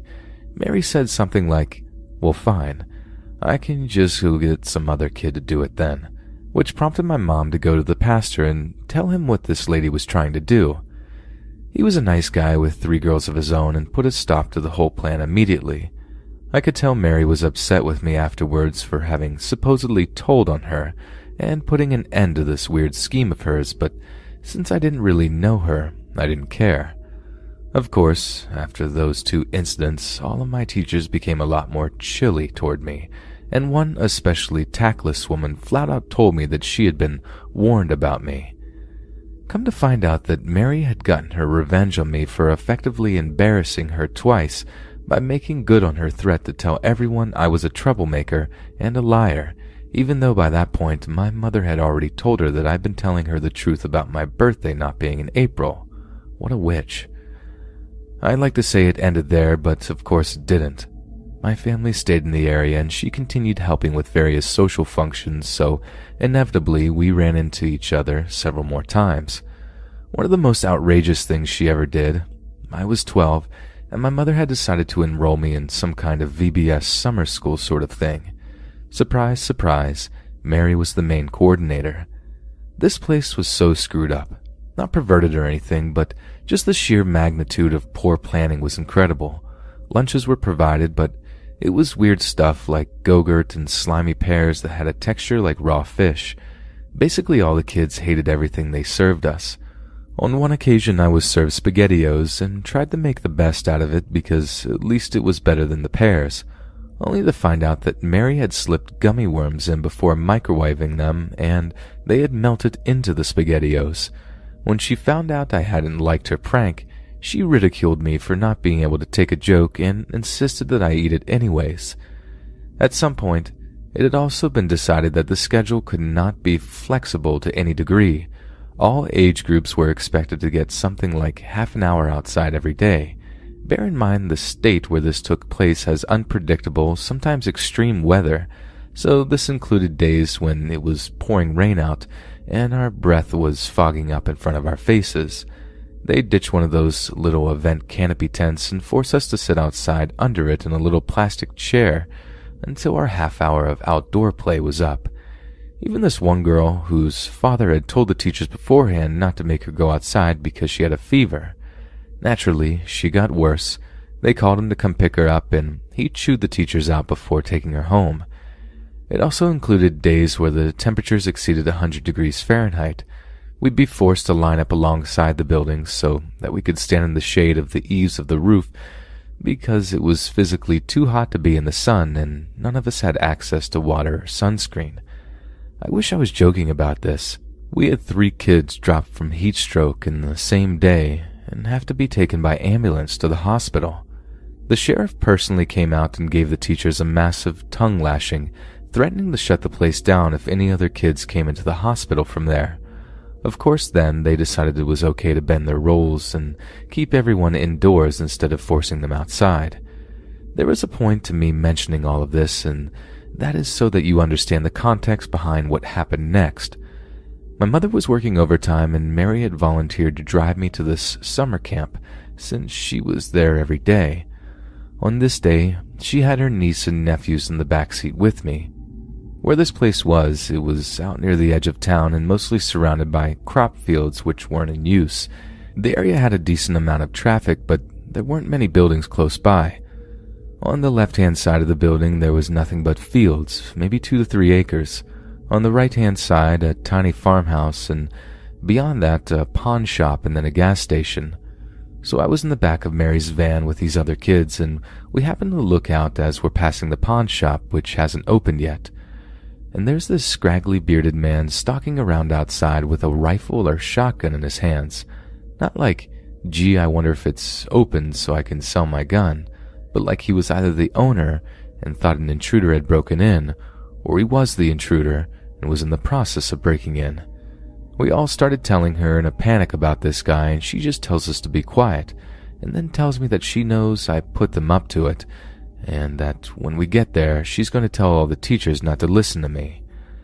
That day, inexplicably, the schedule that was never changed unless the sheriff threatened the teachers was randomly changed so that my class was sent outside immediately instead of later in the afternoon, and the doors to the building were locked so that we couldn't go back inside even to use the restroom. I spent like an hour fearing for my life because I knew that if that guy robbed the pawn shop and tried to escape by foot, there was nowhere for him to run to that had cover except our building. I even begged to call my mom, and Mary refused to let me anywhere near the phone, saying that my mom had better things to do to be bothered by my stories. So yeah, basically the coordinator of the summer school changed the whole schedule for the day and locked a bunch of kids outside just to get back at me for truthfully reporting seeing a creepy man with a gun nearby, and also forbade me from contacting my parents, which she was never supposed to do. My mom was ticked when she picked me up and learned that I'd been forbidden from calling her when I felt I needed to, although she didn't realize the full context of the situation until later when I had a chance to explain it better.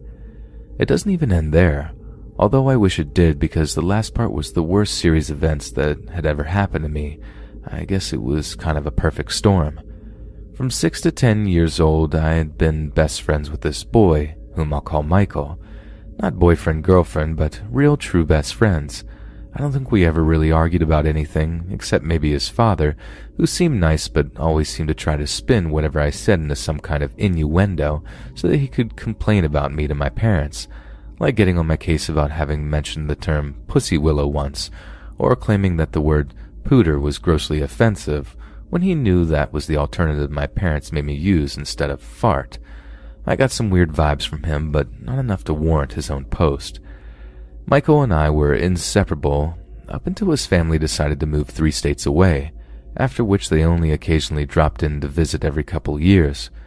When I was 14, they dropped in to visit again, and so on Saturday, I was invited to stay over at the house where they were staying while they were in town to catch up with him.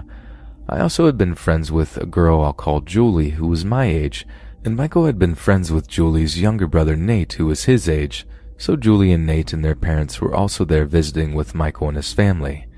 I had grown apart from Julie due to other reasons, but having everyone back together was fantastic. I was on cloud 9 all day. Julie's younger brother had been a bit of a handful when he was little. He had temper tantrums, kicked small animals, randomly screamed at me multiple times, and would sometimes cry for no reason while claiming that somebody else had hurt him. He was severely, in my opinion, bullied by his sisters, so I never took any of it personally or really considered it his fault.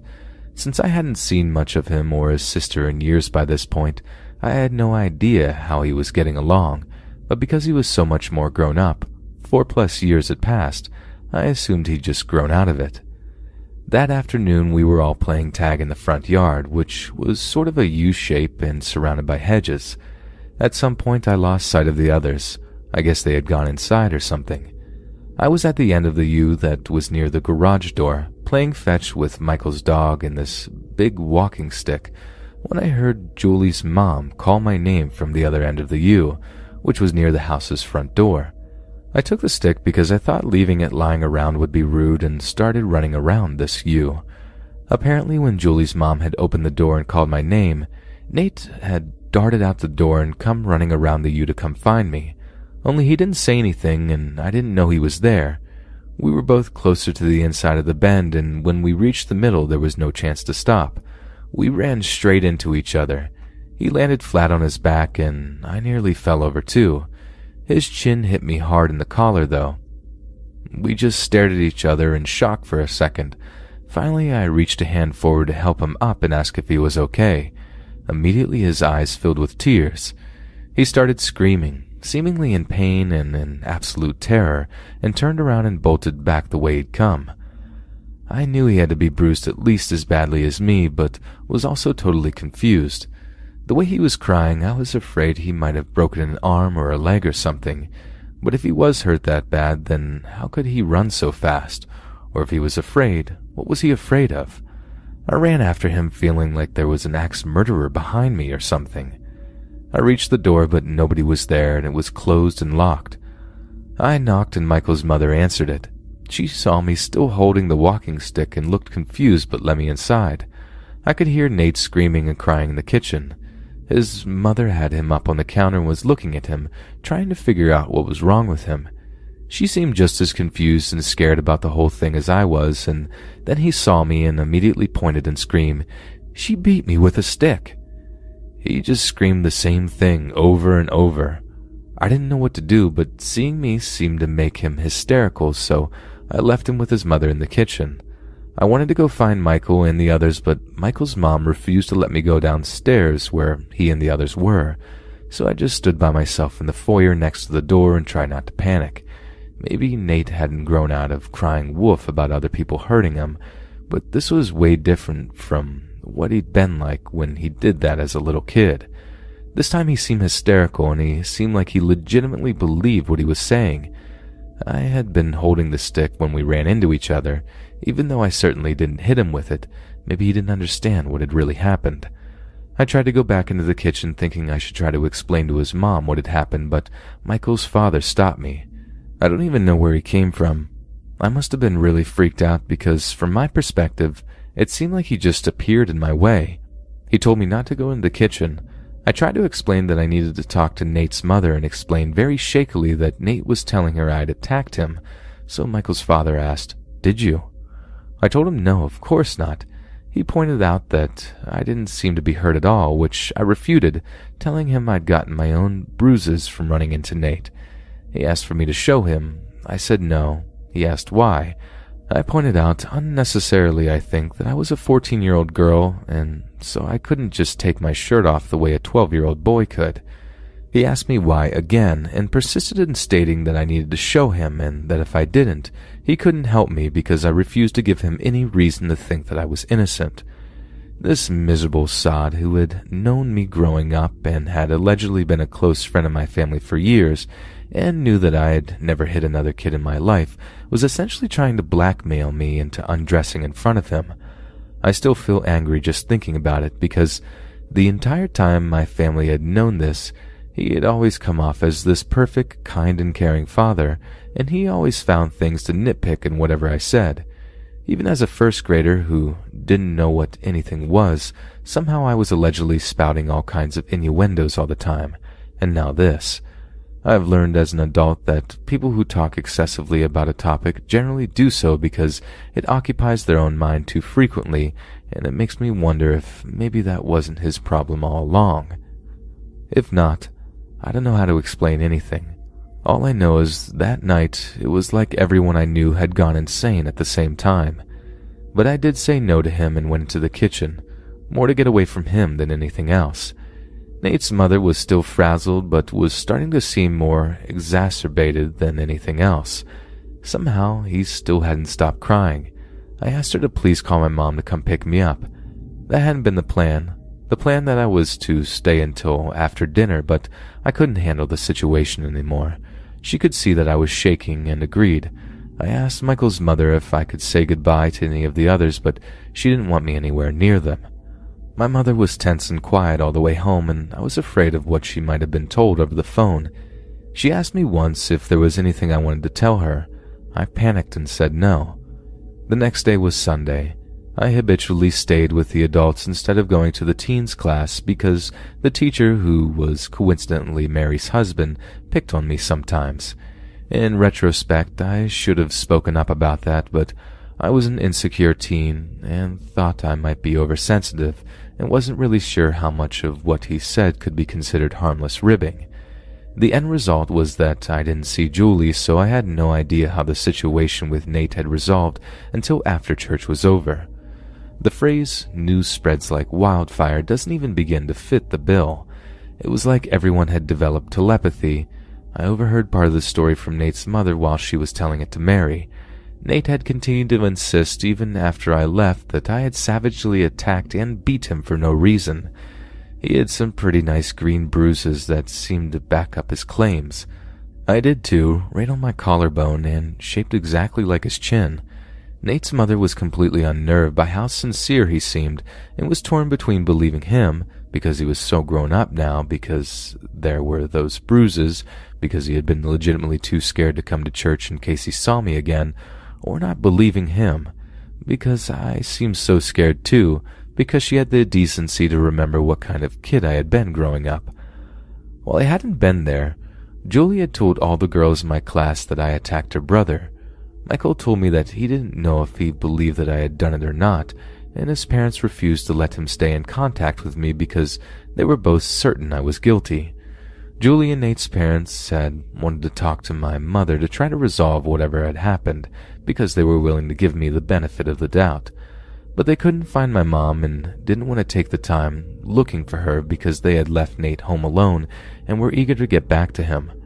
So instead, they told the whole story about what had happened to Mary, trusting that she would convey the whole situation to my mother. That was not what happened. Mary changed the story. Now it was Nate's parents, herself, and Michael's parents who all knew beyond a shadow of a doubt that I was guilty, with the added insinuation that it might not have been just an assault, because apparently that wasn't good enough for her. Yeah, she decided to play that card just for the sheer fun of it. By the time I just started to realize that the issue with Nate was still an issue, half the people in the church had already been told what an awful, despicable person I was. The head of the youth ministry personally sat me down to tell me how unacceptable my behavior was. I had former teachers I hadn't seen since first grade coming out of the woodwork to tell me how disappointed they were in me. Everyone flat out refused to hear my side of the story. They already knew everything, they said. Nothing I said could make up for what I did. Mary had already told them that I was a rebellious, lying kid, a troubled child, and had stuck to that story over the years, including during the pawn shop incident, so it seemed like there was precedence. She'd been building off the same claims about me for 8 years by this point. Why would anyone believe in a lying, rebellious, troubled teenager over a charismatic adult who was always doing her part to help the community? Mary was so disgusted with me, her words, that she refused to speak to me. She specifically told her yarn to everyone but my mother, having learned earlier on that my mom was not going to stand for baseless rumors and accusations about me. Mary was of the opinion that my mom was in denial about what an awful kid I really was. Mary's husband, my current youth teacher, somehow snowed me into thinking that my mom knew about everything, and that I shouldn't try to talk to her about it because she was so angry with me that she would basically explode on me. I spent the next 2.5 years despised by almost everyone I knew. All the adults I knew were against me except for the pastor, who refused to take sides, and my mother. Mary's husband continued to make snide remarks and insinuations whenever he thought they were vague enough that other adults wouldn't know what he was talking about. All the kids I knew who were in my age range shunned me. Even when new kids came in who didn't know any better, they were quickly told to stay away from me, ruining any chance I had of making new friends to replace the ones I'd lost. Even random strangers in the grocery store would glare daggers at me, sneer at me, or just watch me with creepy disapproval. The shyness I always had became full-fledged social anxiety, complete with what I suspect was selective mutism, because I was afraid of virtually all the adults I knew, afraid of the little jabs they'd make at me, Afraid because I didn't know if my mom knew or not and was afraid to find out. If she knew, if it was true that she was just so indifferent in reality that even though I knew she loved me, for some reason she still let everyone pick on me. It seems so stupid now that I was afraid of talking to her about it. If there were any one thing in my life I would choose to change, I would have told her immediately. But that isn't what happened, so I lived with it by myself. There were some mornings where I would just spend an hour in the shower crying my eyes out because I didn't want to have to go out and deal with it all over again. I don't know if you'll know what I mean when I say that having other people expect you to feel guilty is oppressive in and of itself, when you laugh or smile or just feel normal, but they believe you should be ashamed of something and don't like that you aren't. For a while, I tried just not remembering what had happened. It is possible to make yourself forget something, but don't ever do that to yourself. Once you have a memory, you can't really destroy it. The best you can do is bury it. Part of your mind will still always know it's there. I still got all the same judgmental looks and hurtful remarks. I just no longer understood why people were acting that way, and I had all kinds of awful nightmares until I finally dug those memories back up and faced them again. I got over it, but slowly. So many people who had known me the entire time I was growing up had immediately assumed the worst just because some gossip had been told to them. I never knew who had been told and who hadn't. Every time I thought people had forgotten, Mary's husband would make some new cutting remark or someone else would, and I'd lose whatever sense of security I'd started to scrape together. It was only in my early 20s, a few years after we'd moved out of state, that I finally found the courage to bring up the subject with my mother, which led to some interesting revelations. It turned out that Nate's mother hadn't divulged anything about what had happened over the phone.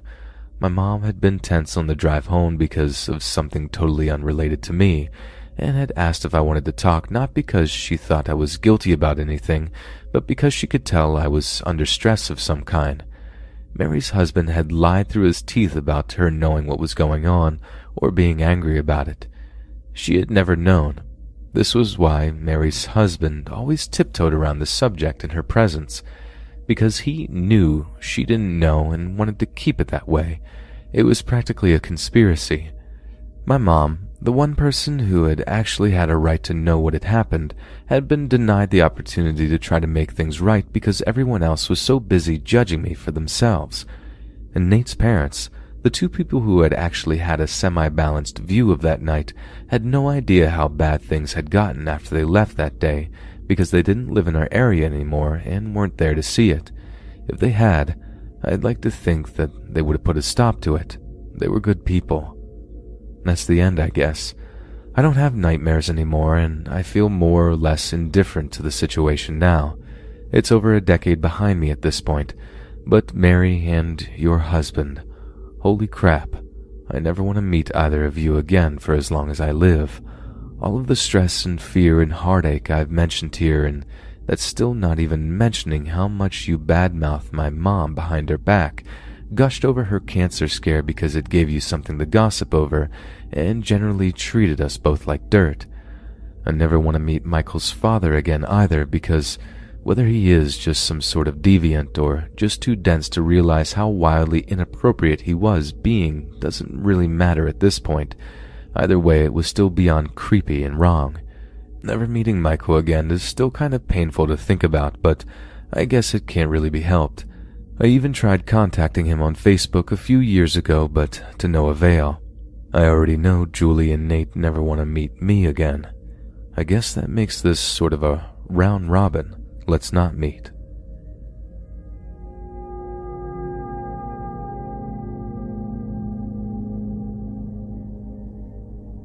When I was 16, I got a job working as a barista at the local Caribou Coffee. I was in high school, so I worked closing shifts. My first job was at a hospital, so I was used to nights, and I thought that Caribou would be less crazy than a hospital. On my very first shift, at 9 at night, the store was completely empty. The girl who was training me decided to go in the back and do the dishes. She went outside and smoked by the trash, leaving me alone to run the store. We closed at 9:30, and it was Tuesday, so she didn't think anyone would come in. Well, A few minutes after she left, this guy comes in. He's a giant. I'm 6'6", he was taller than me, and looks like Hagrid. Scruffy, beard, curly hair, built like a barrel, but he had a ring of either psoriasis or acne around his face. He's got those eyes that shook me to the core. Crazy Charles Manson eyes. He's completely drenched in sweat and he can hardly breathe. He comes to the counter and grabs a ginger ale right out of the cooler, opens it, and pounds the whole thing in one go. He takes another one, opens it, looks me dead in the eyes and says, "I don't feel so hot." Bam. Collapses to the ground. I kept trying to call my coworker over the headset, but she was out of range. I was so scared. I was gonna call 911, but my phone was shut off. The store phone was in the back room, but I wanted to make sure that this guy was alive first. So I run around the counter to try to help him. I kept asking him, "Are you okay? Are you okay? Do you want me to call an ambulance?" But he just kept shaking his head. I started to get up to go get the phone to call the police, and like he read my mind, he grabbed me by the arm, pulled me down to his face and said, "They can't help me. No one can help me. I'm fighting a spiritual battle, and I'm losing." Well, my idiot self decides, okay, let's just hear this guy out. So I get him off the ground and sit him in a chair and ask him what's wrong. He starts rambling on and on about his mom and his stepdad. I kind of disassociated so I didn't get everything. My heart was pounding because I had a feeling that this guy was not only crazy, but that he would hurt me in a heartbeat. So after he tells me his tale, I just shrugged and said, "You do you, man. You gotta do what you gotta do." He lit up and gave me a big hug and said, "You're right. Thanks for the help." And he left. Well, a week later, while in my current events class, I pulled up the local paper, and guess who's on the front page? This guy's mugshot with the headline, "Man Strangles Stepfather to Death in the Street."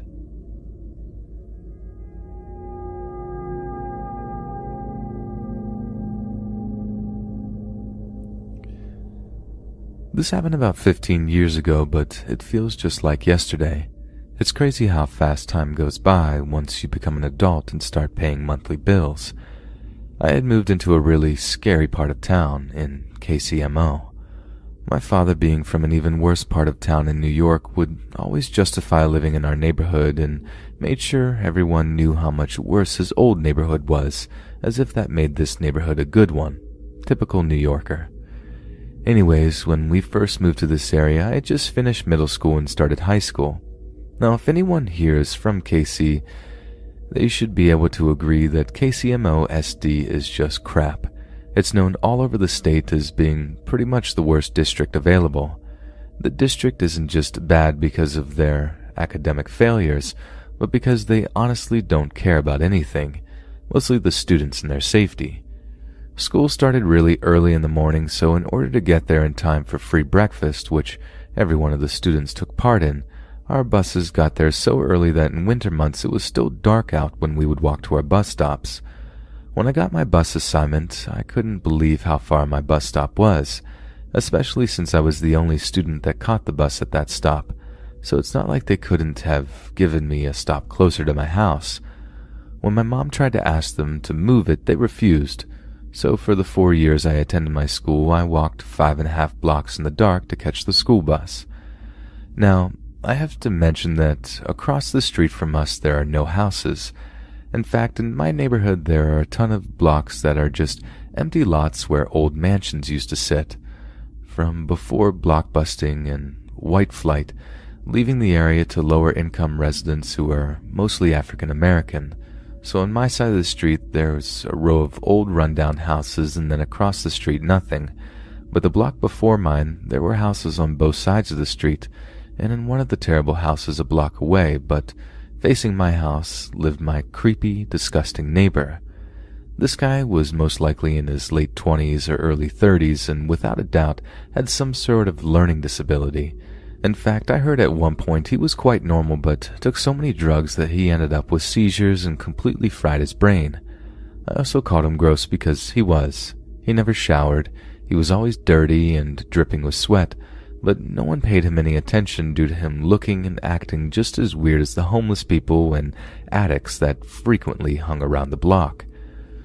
For a long time, any time I would pass his block, he would be standing outside, and when he saw me, he would wave, oftentimes running up to me and trying to get me to talk to him, but I would ignore him and go home. Everyone knew that he had a thing for me, but brushed it off as being harmless due to his mental illness. This often angered me because, even though he wasn't all there in the head, that didn't give him the right to make me feel so weirded out all the time, and I was only 12 or 13, so he shouldn't be talking to me all the time or asking me to give him a hug every time he saw me. Ew, I wouldn't touch him if you paid me. This behavior happened so often that people around the neighborhood would joke about it and just laugh when he would say something like, "She's my girlfriend," or "I'm going to marry her one day." Even my parents would laugh about it rather than listening to me when I would tell them how uncomfortable he made me and how the behavior was actually getting worse the older I got. Fast forward to a few years later, one summer morning I was woken up by my stepmom, who wanted me to go to the door and give the creepy guy some loose cigarettes. I guess he woke her up by banging on the front door for 15 minutes, and when she answered, he asked her who was home. She wouldn't tell him, and then he asked if he could come in. She told him no, and he tried to get inside, so she pushed him out. He then asked if he could just have a hug, and she told him no and that he needed to leave. He finally agreed to leave if she would just give him a few cigarettes, so she decided to make me give them to him, because of the fact that he creeped her out. Sure, thanks, Mommy dearest. I gave him the cigarettes quick and slammed the door and locked it. The behavior continues, but not as often as it's summer and I'm not riding the bus. But when school started, I had to ride the bus, and almost every morning and evening there he was. Then one morning, it was really dark, and for some reason I decided to walk to the bus in a direction that I normally didn't. It was behind my house, which would make the bus stop a straight shot after that, except instead of him just waiting for me at his house, he decided to follow me. He must have been watching me. The worst part about my decision was that the block I was walking towards was one of those empty blocks. One side was a gigantic church that someone had attempted to build but never finished, so it was abandoned. The other side was an empty lot. I was walking further and further towards the middle of the block where we would be completely alone. I couldn't run back home because he was in that direction and could catch me, and I couldn't run further into the block because he would probably catch me and we would be in the middle of an empty city block. I started to freak out. I'm scared. I just knew that this was it. This was his opportunity. This is what he had been waiting for all these years. He was getting closer and closer, so much closer. I lost my mind. I flipped out. I went off. I freaked. All of the anger and all of the fear that I had harbored through the years came spilling out of my mouth, my actions, all of it. I pulled my hair, jumped up and down. I spit. I cussed. I threw my shoe. I wanted him to be so scared of me that he never messed with me again. I started running in circles around him as he cowered, literally in fear of my sudden behavior. I made him feel the way he made me feel since I was 13 years old. "Get away from me, I'm crazy," I howled. "Don't you understand? I'll end you if I need to.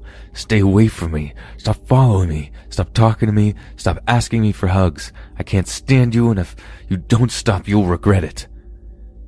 He stood stunned, shocked, and honestly scared of me. He suddenly began walking backwards towards the way he followed me. "Jesus, girl, I'm not following you. Bye." He ran away from me and honestly never bothered me or my family again. Later on, I told everyone the story, but no one really understood how scary he was. They all figured he learned his lesson, but that I was fine the whole time. Jerks.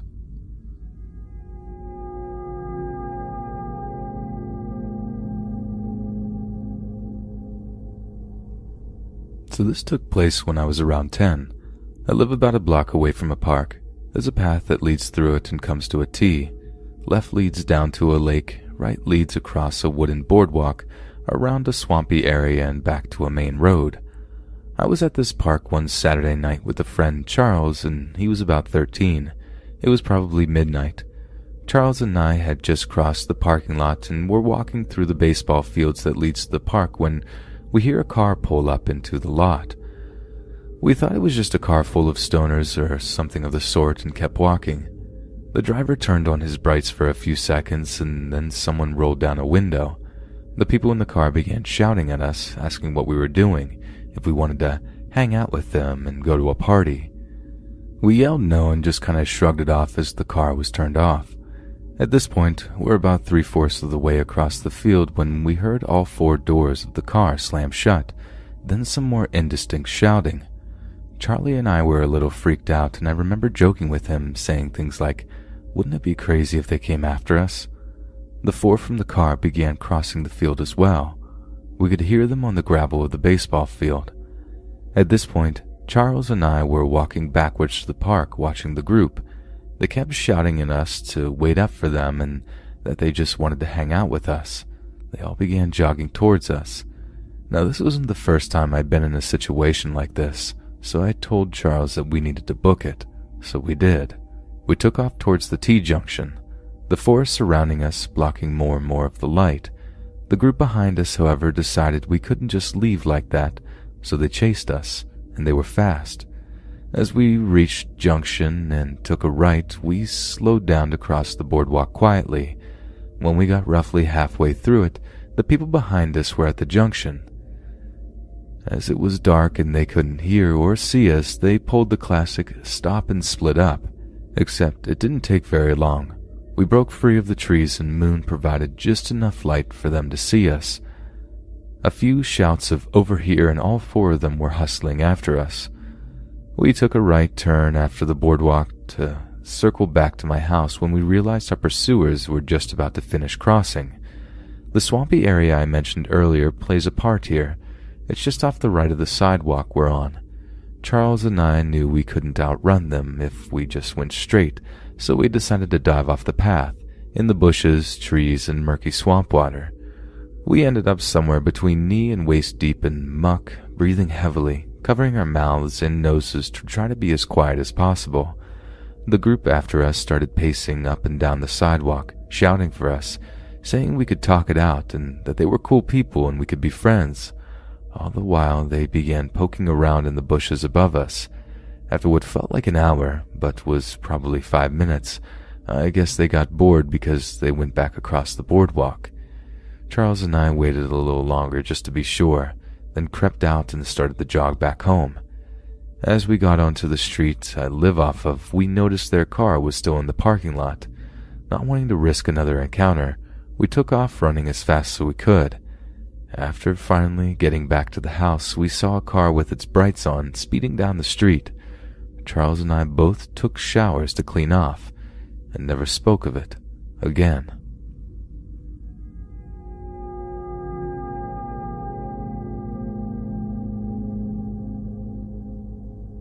I'm a 20-year-old girl. 2 years ago, I started studying at my chosen university, thanks to which I had to move to one of the biggest cities in my country. I rented a flat in a residential block. As I learned, the area was calm and quiet, but definitely not fancy. I got used to living there pretty quickly and made a lot of new friends. Not long ago, I decided to go to a party with my friend and her boyfriend. The event was taking place quite far away from the flat, but seemed fun enough to give it a shot. We danced a bit, talked, and laughed. Eventually, we got tired and decided to go home. They were going together and I was going alone. I wasn't too concerned since I've done it a lot of times before, not to mention it was Friday, and even if it was around 2 a.m., there was still a large number of people around. I was walking and listening to music on my headphones. The air outside felt quite refreshing after the hours of partying. Eventually, I got to the front door of my block. At this point, I felt completely safe since I was pretty much at home. I was looking for the keys in my purse, however, I had some troubles with it since it was dark. Suddenly, I heard footsteps behind me. I looked there and immediately felt paralyzed. Just a few steps away from me, there was a man who was almost completely naked. The only thing he was wearing were boots. He was walking past me very slowly, and kept his eyes on me the whole time. I'm not quite sure if it was because of the panic, but I especially remembered his expression. It seemed calm and collected, but there was some creepy wilderness in his eyes. I remember them as very dark. He kept them focused on me, which made me feel even more unsettled. This man seemed to be in his mid to late 20s, maybe even around 30. I'm a girl of a very petite build. I'm only about 5 feet 2 inches, and I remember thinking I could never overpower him. I looked away from him, pretending not to be bothered, and tried to focus on finding the keys. I simply couldn't do it though, which made my eyes fill with tears of frustration.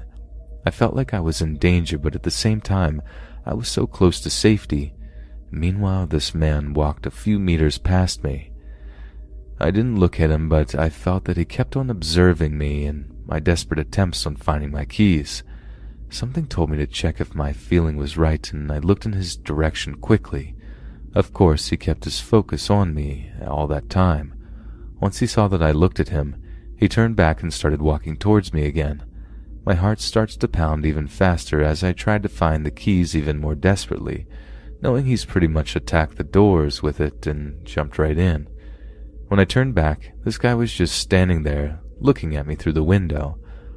The thought of how close he was getting to me before I jumped through the door seemed absolutely terrifying. We stared at each other through the window for a few more seconds, and then he turned right and left. I finally felt safe. By the time I was in my room, it was almost 4 a.m., and I had no idea what to do with myself. I called my boyfriend, who insisted that I should call the police, but I was too scared and tired to do this at that time. I kept on thinking about the what-ifs and how lucky I was that nothing happened. After that, I decided to stop walking by myself at night, and if I absolutely have to do this, I call somebody and talk with them till I'm in my flat. This whole situation taught me that danger can be found in any place, even the one you feel safe in.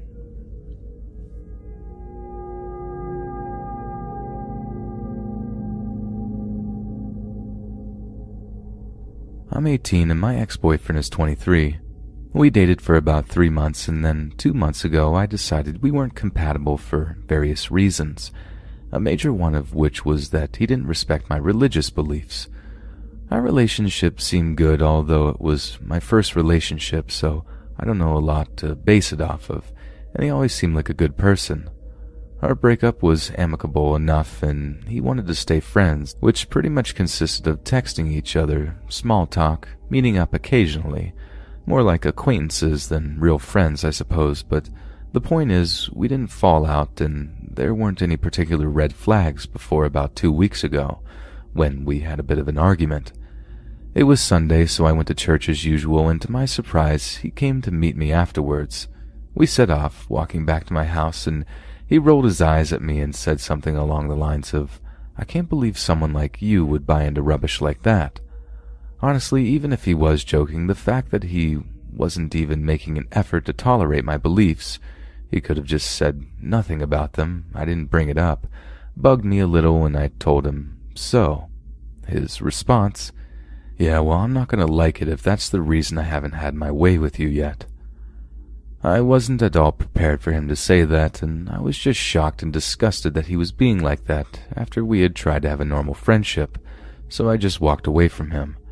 I couldn't think of anything to say, so I sped up and walked away. He caught up with me and tried to put his arm around me, telling me to be honest because he knew I wanted him.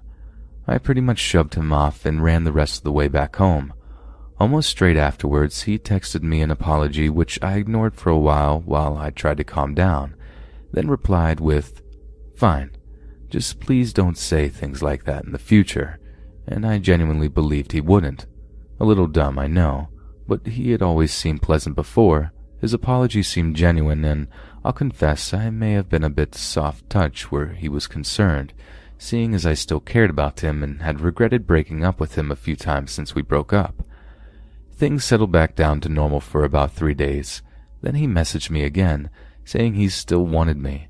Before I could reply, he sent an apology, and I reaffirmed that I only wanted to be friends with him now. That's when he decided to flip the crazy switch on me. I received a string of texts telling me that a platonic relationship wasn't going to work. We should be friends with benefits because he had to have me at some point, promptly followed by a request to meet up. I thought the best response to that level of sudden weirdness that had caught me off guard was no response at all, which is usually a pretty clear no if everything I had said before hadn't been. He didn't stop, even after about an hour's silence from me. In fact, he got creepier. He accused me of teasing him, and then said that we were going to do it whether I was playing his game or not. At this point, I became pretty panicky because he started to sound like he might assault me or do something worse, but I tried to calmly respond in case I was getting things out of hand in my head and reading it wrong, or in case he was generally thinking I was just playing hard to get. So on the off chance it was misunderstanding, I spelled it out for him, telling him clearly I was ignoring because I wasn't interested. His follow-up to that chilled me to the bone. He accused me of being some terrible things because I was mad about Sunday still, then told me if I didn't want to go meet him, he was gonna come around when you're home alone and get what I want, quote unquote. At this point, I felt like I didn't know him at all anymore, and I couldn't predict if he was serious or not, so I got scared and decided I should get the police involved. I told him as much and hoped he would back off now, but he didn't. He just seemed to find it funny and told me that, quote, by the time they manage to do anything, you'll be mine, end quote. At this point, I thought I wasn't safe in my own home, and I got out. Well, I put the post online first, because I wanted some evidence if I really didn't make it to the police, then packed some emergency things and drove to my parents' house, an address my ex was thankfully unaware of. Once I was there, I showed my father the messages I'd been sent, and he took me to the police station for moral support and because he was very angry at the time. The police did drive-bys in my house that night because we were concerned about break-ins after threats to come and get me, and happily no one tried to break in. Even so, they took my ex in for questioning in the morning. A police officer handling this got in touch much later that day and told me that he had adequate evidence for me and detaining and questioning him. I gather he basically admitted it, wasn't very repentant about it, for me to press charges.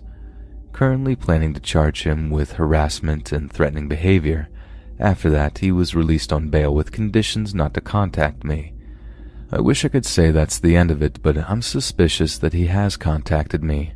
2 days after the original texts were sent, I worked the breakfast shift at the cafe I work in, and not long after I arrived, some flowers with a card were delivered.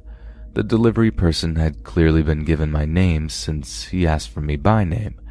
The card was the creepy part, though it was written to order thing and probably toned down quite a bit in comparison to what he might have written personally.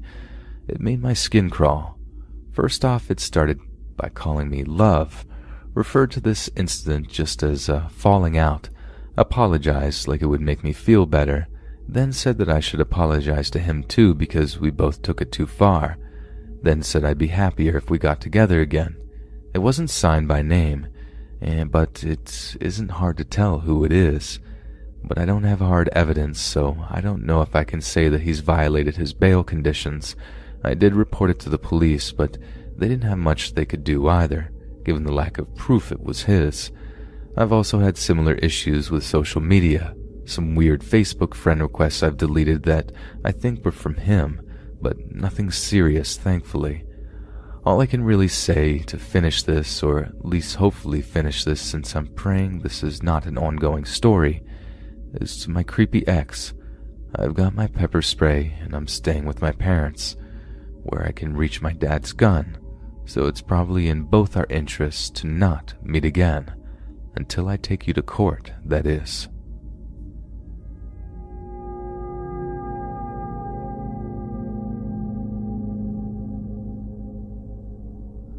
So this happened 10 or so years ago. When I was 14, I befriended a girl named Rebecca. Now, Rebecca came from a terrible home. Her clothes were always dirty, she never had lunch, and she sure did have a mouth on her. We were friends, though, and everything was sweet. My mom had a bad upbringing as well, so she didn't mind Rebecca coming over to have dinner with us every night. On more than one occasion, my mom bought clothes and underwear for her. I cannot stress this enough. We treated her like family, which makes what happened all the more messed up. Rebecca and I ended up having a falling out. She dropped out of school and I didn't see her for a while. Fast forward a few months and I'm waiting at the bus depot to go to a mate's house. I see Rebecca and she's hanging out with a group of girls who come from a well-known violent family in a small town. These girls were and are always picking fights, intimidating others, and just generally terrible people. The kind of people who start a fight if you looked at them for a second too long. I didn't want to look at them, but I could see in my periphery that they were all looking in my direction, pointing and laughing. I decided to walk to the bay where my bus was supposed to be, and they followed. Just before my bus pulled up, the leader of the pack came up to me and said something about her knowing that I called her something terrible and I was going to get what's coming to me. Now, I never said a word about her in my life. It was obvious Rebecca was the one feeding her these lines. This went on for a while. I would be hanging at the local shopping center or be at the bus depot and see them in the distance, causing me to hide or run. Sometimes they would see me and run after me. Other times they would just yell stuff. I didn't know what it was at the time, but my anxiety was crippling. I was constantly terrified. So one day, I'm in a jewelry store with my friend. I look up and see Rebecca and one of the girls walking past the shop. I immediately turn around in hopes that they wouldn't recognize me, but it was too late. Rebecca comes in and starts letting out this stream of abuse at me, telling me she's going to beat the crap out of me and that I'm all these terrible names. My friend ran away, and I'm looking at the shop workers with pure terror on my face, but all they are doing is telling me to get out because they don't want us to break anything. I felt so alone. Rebecca's friend is egging her on, telling her to give it to me before security comes. I can see that Rebecca is hesitant, but she also wants to seem tough in front of her friends. Now, I don't know if it was the adrenaline going through me, or she just threw a terrible punch, but I managed to grab her fist before it hit my face. I think it surprised us both. Rebecca and her friend ran away. I'm crying. The shop people are yelling at me to leave, but the girls might still be in the shopping center, and I'm so scared to run into them again. I end up leaving and calling my mom on a payphone. She knew what had been happening, so instead of me catching a bus home, she said she'd pick me up. Our house is a 10-minute drive from the shops, but Mom's didn't show up until 15 or so minutes later. When I got in the car, I was frantic, asking my mom why she took so long. She informs me that as she was driving, she saw Rebecca and the other girl walking. She pulled up and yelled out to Rebecca to leave me alone. Rebecca tells my mom to buzz off, so my mom grabs her by the shirt, pulls her close and says it again, while also adding that she'll personally flog Rebecca if she tries to hurt me again. My mom is an incredibly kind and patient woman, but she will not tolerate things like that towards her children. I constantly see all the other girls, but I haven't seen Rebecca in years, and I hope I never do.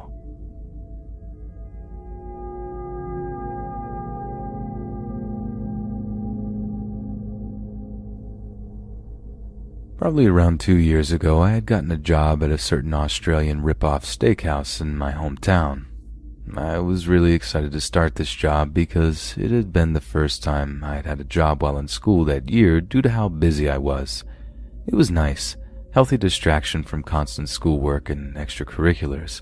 Plus, I was getting paid. Being able to afford food was a fun thought. I don't think I had ever been so excited to buy hamburger meat. My days there were a lot of fun, but we had this one horribly mean manager named Steven that would get super upset and angry at other employees, but he would never get upset at me. Steven was probably in his mid-60s and was the kind of guy you could just tell hadn't been happy with how his life had turned out. Now, I was a super hard worker and liked my job, but there were definitely some times that I deserved to get yelled at, but he never would. Like he never raised his voice at me. All of my coworkers started making jokes that I was Steven's favorite. It got to a point where I would be on shifts with some other girls and he would rip into them for stuff that was definitely wrong on both of our parts and would never touch me. Eventually, I wasn't capable of putting up with the poor treatment of my coworkers anymore and pulled another manager, Elliot, aside to see how I could file a complaint and get justice for my fellow servers. Elliot and I had become super close since I started working there, and when he sat down with me, he held me as I cried over my uncertainty. This job meant the world to me and I didn't want to lose it. He reassured me that I was all right and that he would handle it. Over the next few weeks, he would make me feel better whenever something happened, and he constantly reassured me that action from corporate was coming. About 2 months after the original complaint, I had decided on taking a vacation to Texas to visit my mother. I said bye to everyone at work for a whole 2 weeks and had so much fun hanging out with my mom, easily the break I needed from the work environment. Not too long after I get back from my vacation, I come back to work, and just after a few shifts, I realized that Elliot isn't there anymore. I figured that Stephen had fired him for standing up, and I was livid. In my anger, I started talking to my coworkers about the crap, and they all looked confused and baffled by what I was saying. After stopping mid-sentence and asking them why they were looking at me like that, a coworker corrected me and told me that that's not why he got fired. Elliot had been caught keeping 2 8-year-old boys in his basement. Elliot was arrested, and that's why he was fired. Apparently, he also had been caught in the past for publicly urinating on a 7-year-old and beating his own children who had gotten taken away from him permanently when he went to prison the first time. Both boys were safely returned to their parents, but they'd been there for at least 2 months, from what I remember.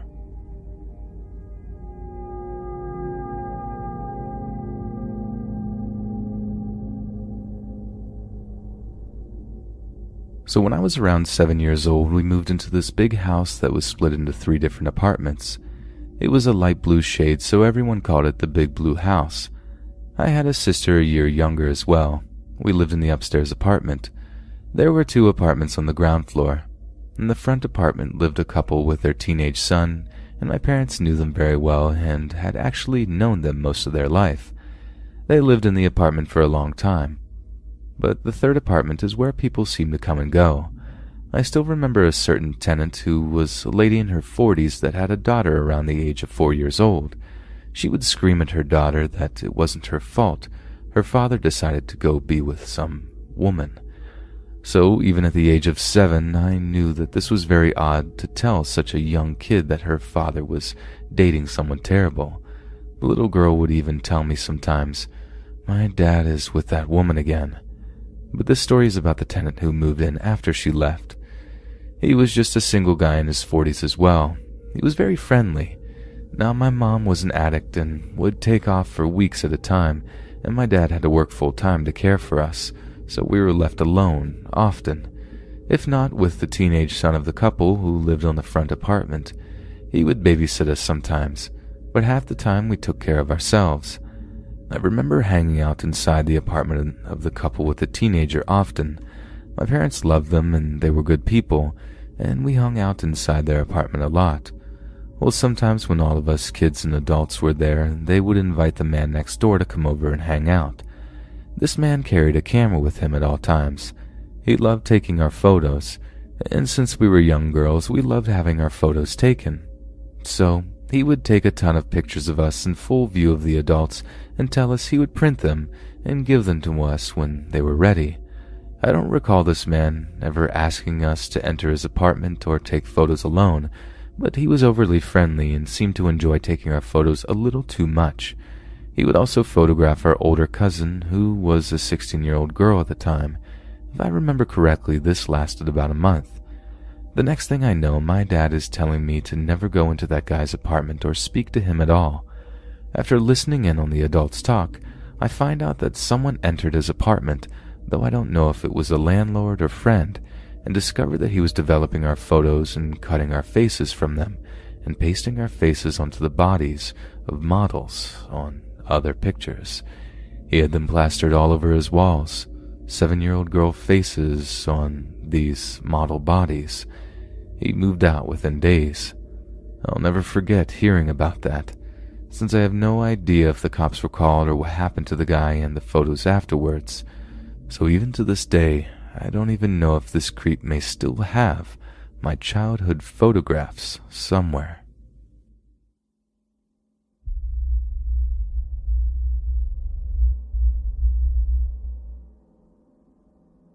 My family moved into a small house in northeast Ohio when I was about 5 years old. I had a bedroom on the first floor for a few years, and everything went fine. The entire upstairs attic was my parents' bedroom since it was just one giant room. When I was about 12, I switched rooms with them so I could have the big room. The attic always gave me a strange feeling, but nothing horribly off-putting. Sometimes I would be sitting at my desk alone, and I would manage to spook myself out with what I thought was just my wild imagination. I just never felt completely alone for some reason. A few months after staying in the attic, a young boy started to appear in my dreams, probably about 6 years old. He was almost blue in color, had short dark hair, and he wore little shorts and a button-down shirt, almost like a 1960s type school uniform. He always had a neutral expression on his face. He never spoke to me in my dreams. He was just there. He would occasionally point to things or just stare at me. I never once felt like he was evil or malicious. I think he just wanted to be seen by me. I would always wake up feeling like I was being watched after seeing him in my dreams. One night, I had a dream that he was standing by my bed staring at me, and when I woke up, I felt an overwhelming presence close to my bed. I felt sick, like something was horribly wrong, but I still didn't feel like the boy was evil, just sad and lonely maybe, like maybe he was having nightmares and wanted to be by me. I started to recognize his presence whenever I would feel like I wasn't alone in my room. Fast forward to when I was 16. I hadn't seen the boy in my dreams for quite some time, until my grandmother passed away. I fell asleep the night before her wake and saw the boy in my dream. I was in a field and he was standing at the top of a hill with his back turned toward me. Keep in mind, I've been dreaming about him for about 4 years and he has never spoke to me before. He turns around and looks at me, and in a soft, slow voice he says, "You know, her feet are cold." Then I woke up.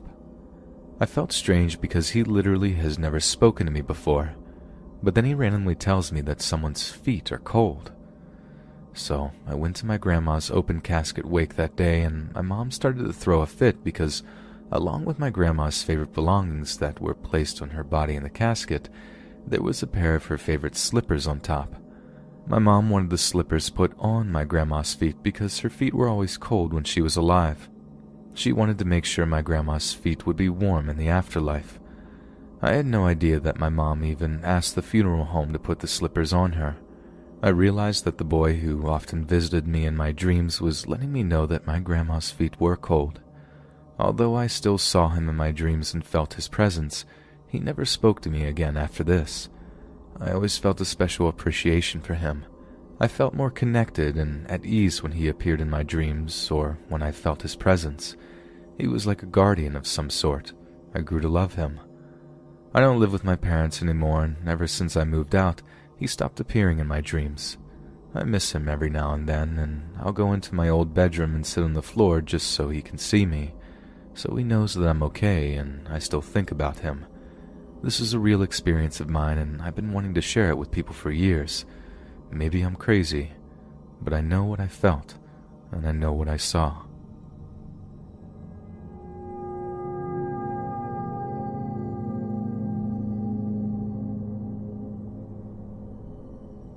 It was the summer of 2010 during the World Cup. I was chilling with my older brother at home, and my uncle calls us and asks if we could sleep at their house for one night, because their door lock was broken and my uncle and their family had to go to a nearby town for a quick vacation. My brother reluctantly agrees and we go to their house, taking the keys, even though the lock's broken, and begin our duty. After we finished our dinner, we were sitting on their couch in the living room waiting for World Cup matches, and suddenly, around midnight, I hear a quiet footstep closing on us from the bedroom. I was scared and I asked my brother if he heard that too. He becomes silent and we both concentrate on the approaching sound.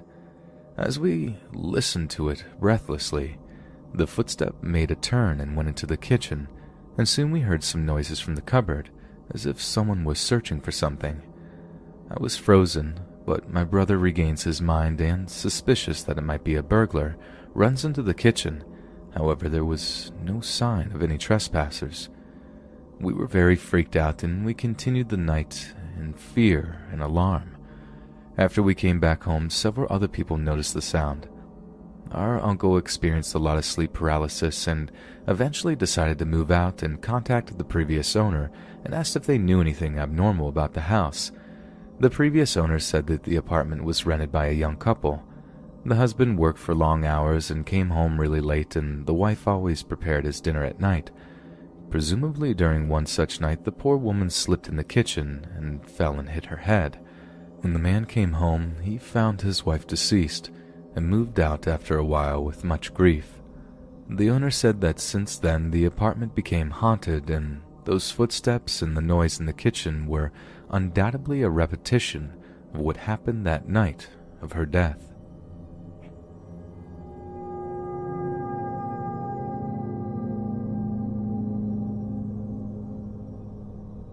I don't know how it happened. I'm over 40 and recently had my tonsils taken out. If anyone knows, it's a lot harder for adults to recover from that quickly. Anyway, I live with my sister, and in January 2018, my sister's cat died. While she has several cats, she was really torn up about losing this one, as it only has 3 legs after a car accident. In February, after getting laid off, I had my surgery and stayed with my girlfriend, and then at my mother's as I recovered. I had to go to the emergency room twice for excessive bleeding. The second time I went to the emergency room, they were able to chemically cauterize it using Afrin nasal spray. The ER doc sprayed tons of it in the back of my throat. After a few hours, I was able to come home as the bleeding began to stop. I got home at about 2 a.m. and tried to go to sleep. About an hour later, I began spitting up blood again, profusely. My mom and brothers went to bed. I didn't want to wake them as I had already put them through the ER. In the bathroom mirror, I noticed that I looked really pale. I started to get afraid that I might die as I read so many things about bad tonsillectomy experiences. I know it sounds silly to some, but when you've seen so much blood coming out of you, you might think that too. I got the bottle of Afrin the ER doc gave me, which the ER bill was $800, and I'm still mad about that. I sprayed probably half the bottle down my throat, and this is where the strangeness happens. I remember praying to the universe that if I die, please just put me in another parallel universe close to mine. I don't want to leave yet. I then fell asleep almost automatically. When I woke up near morning, I ran to the bathroom and a huge gelatinous blob of blood clot came out of me. It was about the size of my palm, cupped. A few minutes after, I stopped bleeding and began to recover very quickly, and everything seemed normal. 2 days later, I was able to eat noodles and near normal food except for crunchy stuff. So about a week later, I came home and everything seemed normal. I went to the kitchen and guess who's there? My sister's dead cat, alive again.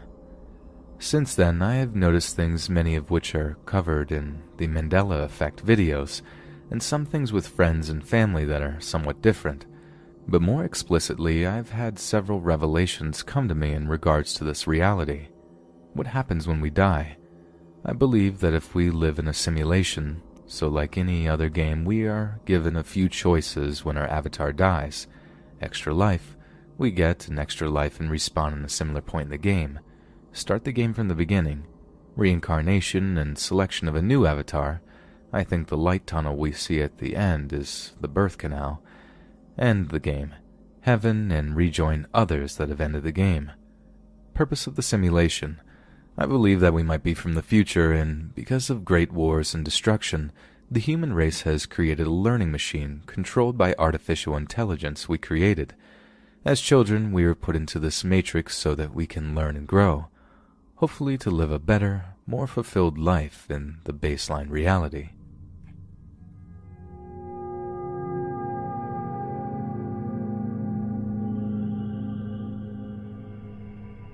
So I'll start with the beginning of things. It started when my mother was around 17 years old. She spent a lot of time outside, mostly at night. One night she was outside on her front porch when she could only describe a distorted galloping. She honestly thought it was just some horse that got loose, but there was nothing, just the sound. It was coming closer and closer, and yet nothing. She decided to go inside for the night and for a long time, so she would still spend her time outside, though in the daytime, and she eventually heard it again. It was basically the same thing that happened last time, but now just during the day. The third account is more interesting. She was on the way home from work. She worked late. It was around 1 in the morning when this happened. She stopped at a stoplight and she had the windows down for God knows what reason. She heard the noise yet again. It was moving towards her car and it went in front of her car. But this time she could see it. She described it to be like a very hairy brown dog that could walk on 2 legs if it wanted to. It ran across the road and disappeared. My mom sped home and wouldn't get out of her car until her father walked her into the house. The final account happened last year. I was on the way home from school with my mom and my brothers. We were approaching a bridge when, in the distance, me and my mother both saw it. It was exactly like her description. Hairy brown dog that looked like it could stand on 2 legs. It crossed the road and disappeared. I've been spending a lot of time trying to find out what this is or find it again, with no luck. If anyone knows what this could be or needs any more details, let me know, and thank you for taking the time to read this.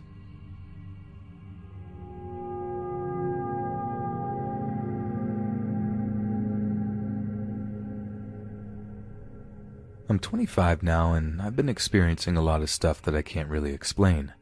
This is going to be a long post since I want to share as much as possible with you. Not going to write down everything, though. So a couple of years ago, I lived in an old house with my family. I was at home in my room, sitting on my bed while reading a book. All of a sudden, I felt this really strong presence, and that someone was staring at me from a corner in my room. I got this super uneasy feeling. My whole body was screaming at me that something wasn't right and that I needed to get out of there. It was a really uncomfortable feeling, and I felt like I wasn't welcomed in my own room. But I tried not to think about it. Thought it was only my mind playing a trick on me or something. But then, out of nowhere, our dog, a German Shepherd who usually is calm and friendly, ran into my room to that corner and suddenly went crazy, raging and started barking like he was super angry. I got terrified and ran out of my room. Another day in the same house, I was in my room watching TV. It was on one of those old TVs, thick and heavy, you know, and I felt this uneasy feeling again. Then the TV started to shake and wobble, like a lot, back and forth, literally wobbling like someone was grabbing it with a lot of force. That really freaked me out, and I ran away from there as fast as I could. One late evening, I was up watching TV with my mom and dad in the living room. We had this drawer where we kept some old mobile phones. They were all out of charge since we hadn't used them for a long time. But all of a sudden, one of the phones started ringing. We all got kind of surprised. I looked at the phone and it said unknown number. I answered, but no one was there. Only a white noise. Then it just turned off after like 30 seconds. My grandma had just passed away a few days prior. Maybe she tried to reach out to us. I don't know. But it sure was weird to say the least. Later, we moved to our current house. Now I don't have this eerie feeling of being watched as frequently anymore. Sometimes I feel it, but I try to ignore it. One time, I really couldn't ignore it though, and I felt that I couldn't be in my own room. I'm usually not that easily scared, but I really had to run out of my room. I tried to stay and ignore it as long as possible, but I really couldn't stay. It was like I was forced to leave. That night, I slept on the couch downstairs. Haven't really felt this kind of threatening feeling again after that incident, but I used to have a lot of nightmares where I dream that I'm not welcome in my own room and that something is chasing me out of there. But one night, I was in my bed reading stuff on my phone. It was quiet and everyone was asleep. I began to play guitar, so I have my guitars hanging on my wall on the other side of the room. Then I hear the strings of the guitar being played on. Imagine if you swipe your finger across all the strings one time. That's how it sounded, but there was no one in my room. That didn't feel scary though. It just felt like someone was visiting and wanted me to know about it.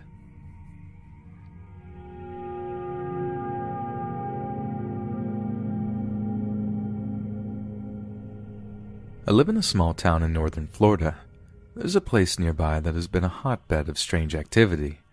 Locals to the area have talked for a long time about many of these things, and a friend of mine whose family used to occupy the area has told me a few stories his family passed down to him. The rundown in the area. There's a creek in the area that a monster supposedly inhabits. There is a graveyard not far from the creek that is very active with spirit activity, and there is a road that goes for miles through the woods. It's not uncommon for people to go to this particular part of the woods to end their own lives, and often people will park their cars on the road and go into the woods here and never return. The monster is just called the name of the town Monster. He supposedly inhabits the creek primarily, but wanders the woods mostly during the day, maybe to hide from people who live in the area. He's very tall, about 7 feet. He's similar to Bigfoot or maybe Swamp Thing from what people have said and I have observed. My friend told me his grandfather had passed down a story where he heard about his animals freaking out one night. He went out to check it out, bringing along his revolver. He saw the monster and yelled at it, thinking maybe it was a very large person, as it was dark outside. He said it came at him making loud noises that were most definitely not human. He shot it once, and it stopped momentarily before proceeding towards him, so he shot it twice more quickly, and it turned and ran. I myself have been to the creek a few times at night. I one time heard some very odd noises ranging from animal noises that sounded almost like the animals were hurt or afraid, to screaming and loud grunting. I sat and listened to these noises with my friends for a moment before we went to check out the graveyard. On our way back, we stopped on the other side of the creek. This time the noises weren't as loud, but we heard something moving around. It sounded as if though it came towards us, staying out of sight, then moved away. Then we saw something big running at us through the creek. I later went back with my mom and sister who wanted to see the area after hearing the story. So we stopped where my friends and I did, and I'm showing my mom the spot and recounting the story again. Then we noticed something large lurking in the back of the creek. We decided to leave when we see it noticed us. The graveyard. This cemetery had been around for a long time. Some of the dead have been there since the late 1800s. It contains a grave that somehow glows at night, as if it were emitting a bright light. My friend's father and uncle supposedly went in there and touched the glowing grave at 3 a.m. and had a flock of crows descend onto the cemetery. When my friends and I went to check it out, we felt very much like we were in the company of others. I could see people wandering the area out of the corner of my eyes. As we entered, I made note of a deer statue at one of the graves. We walked towards the back until we could spot the glowing grave. As we approached it, my friends and I all saw the same thing, a large apparition that seemed to be a bright, almost fiery orange that made us feel threatened. We walked back. On our way out, I noticed the deer statue was now at the front fence, rather than positioned where I had originally seen it. The road and the woods. As I said earlier, the creepiest thing about this area is people ending their lives and going missing. It's not uncommon to find an empty car parked on the side of the road. More often than not, it will be there a few days later until the county comes and gets it. These things are the only objective truths I can put forth in all of this. In my experience with this road, I have noted catching glimpses of odd creatures in the woods as we drove. But what really got me was a sense of lost time. It feels as if though time passes slowly on this road. I recall my friends and I listening to the radio, telling stories, talking about different experiences we've had, and just all in all having a good time, with a part of our look-see of this area that didn't involve being out in a graveyard or a creek at night. We heard at least a good 7 to 10 songs on the radio as we drove, but as we neared the end, we noticed that we had only driven for 10 minutes. We stopped out on the road at night a few weeks later, and it was overall a strange experience. Nothing very noteworthy aside from odd noises and just an overall weird feeling from the place. That's about all I have heard and experienced in this area. I know a lot of it can be attributed to me seeing things wrong. my imagination, and many other things. I don't claim any of it to be objectively 100% true, but I felt the need to share my story, and I'm curious if anybody who knows the area may have experienced the same thing.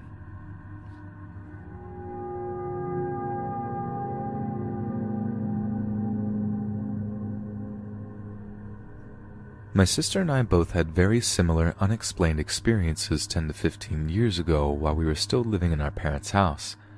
We grew up in a small gated community in the woods of New Jersey with only a handful of other residents. A few of them were very elderly. It first happened to my sister when she was about 15 years old and I was 11 or 12. In the middle of the night, I woke up to the sound of her bedroom door opening. She rushed out and went toward our parents' room, calling their names. I sat up in my bed and tried to listen as she woke them up, but I couldn't make out exactly what they were saying. All I could hear was that my sister was breathing heavily and very upset. This went on for a while until I eventually went back to sleep. In the morning, I went into the kitchen where my parents were sitting at the table with serious looks on their faces. They explained that in the middle of the night, our next-door neighbor, an elderly man in his 70s, had died in his sleep. I can't remember if they explained exactly what happened, but I believe it might have been a heart attack. At the time, I didn't make any connection between our neighbor's death and my sister getting up that night. I wasn't even really sure what happened to my sister and didn't ask her about it directly. A few years later, I had what I would eventually find out was an almost identical experience to hers. I shot up in my bed around 3 a.m. one night. I remember feeling confused, wondering what it was that woke me up. After a moment, my heart started racing and I turned the light on. Sitting at the edge of the bed, I started feeling an overwhelming sense of dread, like something was very wrong. My breathing became heavy and I started to sweat. In retrospect, I think it's safe to say that I was having a panic attack. I remember feeling restless yet unable to move from my bed. Eventually I calmed down and went back to sleep. In the morning I went into the kitchen where my dad was sitting at the table, crying. He explained to me that a man from our community who he was very close with had passed away in the middle of the night, somewhat suddenly. He was really shaken up about it. At the time, I didn't tell anyone about what happened to me the night before, but a few days later I remember the experience my sister had. It wasn't until a year or two later that I actually brought it up to her. I told her about the experience I had waking up in the middle of the night and how we found out about our dad's friend the next morning. She immediately seemed creeped out and told me about what happened to her the night that our neighbor died. Our experiences were nearly identical, both waking up in the night with overwhelming feelings of fear and panic. After that, we never really spoke about it again, but I think about it frequently. I've told this story to a number of people who found it pretty unsettling. I've never heard of anyone having a similar experience to ours. I don't have a definitive explanation for these events, but I really do believe that it's more than just coincidence. I believe that something about the energy these two people emitted, either at the moment or just before they died, is what woke me and my sister up. Please feel free to discuss and let me know if you or someone you know has had a similar experience. And thanks for listening.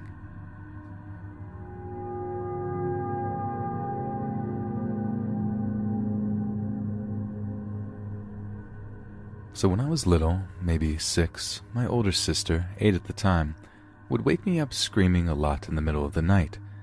This continued until she was in high school.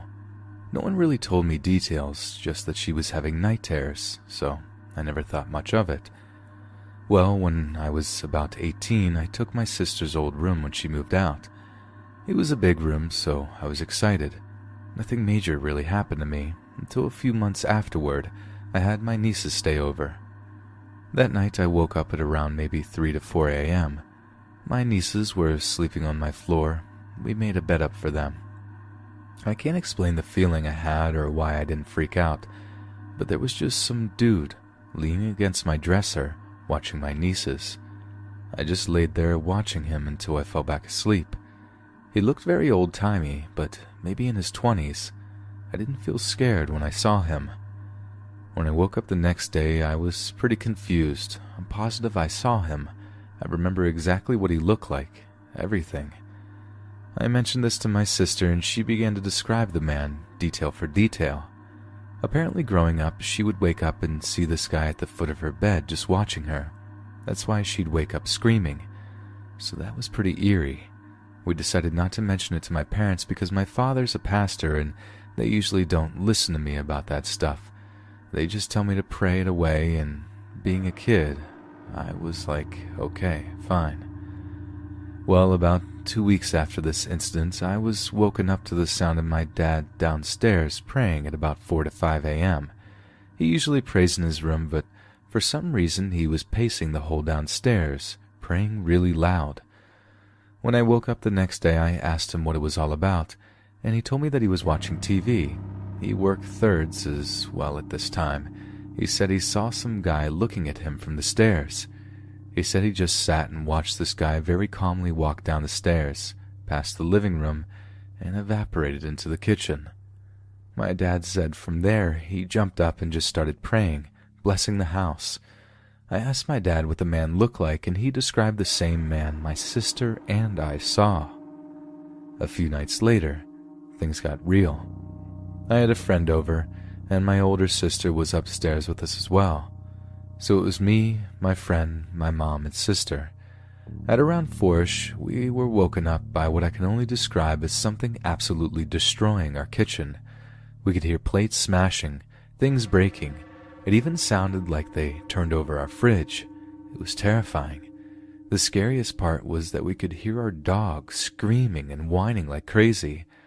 After a while, we thought it was a wild animal or something, so we called my sister's boyfriend to come over and kill it.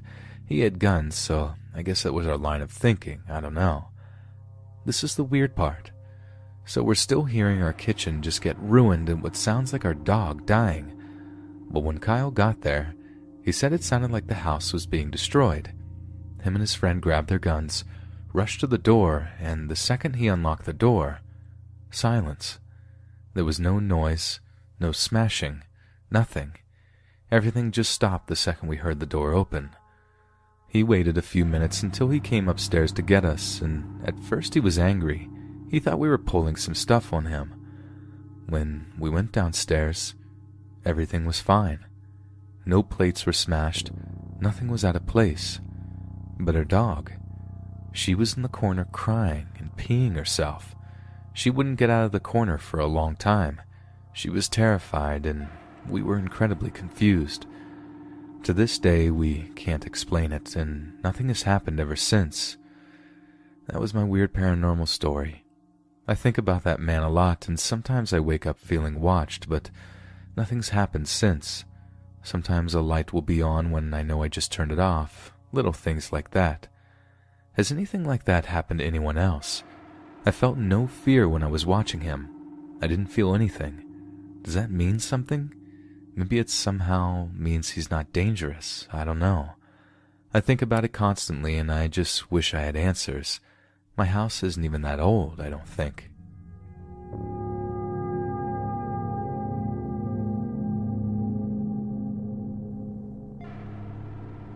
Skinwalkers are not some mystical fantasy creatures.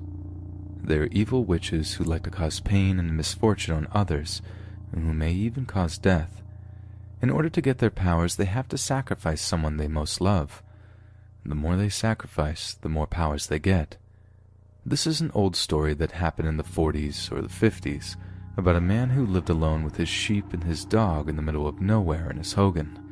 For weeks, he heard and saw strange things happening around him. Like a black shadow running, knocking on his house, a man's cough, and his sheep missing and later found dead and mutilated, until he found his dog dead. Tired and afraid of this, he went to a medicine man. He told the medicine man what he was experiencing. He blessed the man and told himself to cover himself with ash, leave no part uncovered, and to sit outside his house with a rifle and wait for it to come to him, and when you see it, and you'll know when you see it, you shoot at it, and it will leave you alone. So the man did as he asked, and waited in the dark for a long time before he heard it. Something was coming towards his house. When he looked to his left, he saw a dog or a coyote. He knew it then for what it was. He slowly raised the rifle and aimed it at the dog creature and shot at it. The scary part was when the bullet hit, instead of a dog cry, the creature let out a scream of a man who was just shot, and the dog creature immediately turned and ran away. After that, the man didn't see any strange things again. He even got a new dog. He fought with a skinwalker and won.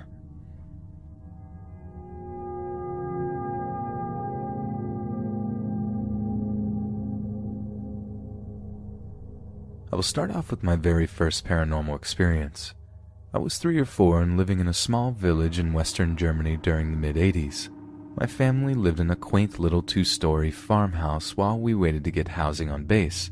My dad was in the military. My life was pretty normal. I have 2 brothers, one older and one younger than me, but that really isn't relevant to the story. I love that house and remember helping the little old lady that lived across the street snap peas, played outside with my brothers, and had a happy childhood for the most part. There was, however, one place in the house I refused to go. This is going to sound cliché, but it was the basement. The door to the basement was in the tiny kitchen. I would be in there helping my mom make cookies or something, and I remember getting an uneasy feeling just from the door to the basement.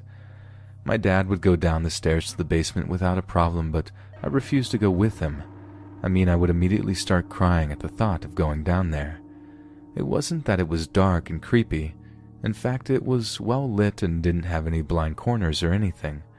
The reason I wouldn't go down there was because an old man that, it seems, only I could see. I would tell my mom and she would tell me, "I don't see anything." I would get the same response from all my family members, but there was an angry German man down there and he didn't like me. It went as far as I would have nightmares in that house, vivid and graphic nightmares. It is very telling that I remember these horror visions after 30+ years like I had them last night, but I'm getting ahead of myself a little. These nightmares were the same every single night. Now remember, I'm at most 4 years old and have not seen a scary movie yet. Every night I would fall asleep without an issue and have a few happy dreams, and then it would start. In my nightmare, I would see the stairs that led up to the top floor of the house where the bedrooms are.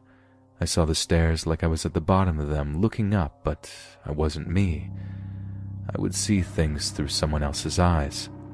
I know, even in my dreams, I was sleeping upstairs comfy in my bed, but as I started to go up the stairs, I would start to see the plaster on the walls crack and the thin boards beneath it start to splinter. The further up I go, the worse it gets, like the whole house is going to crumble. Then I start to see dismembered body parts come out of the wall the stairs go up. They are decaying and smell horrible. I can see bone and raw, darkening meat around the jagged cuts on each part. First it's the hands and feet, then the arms and legs.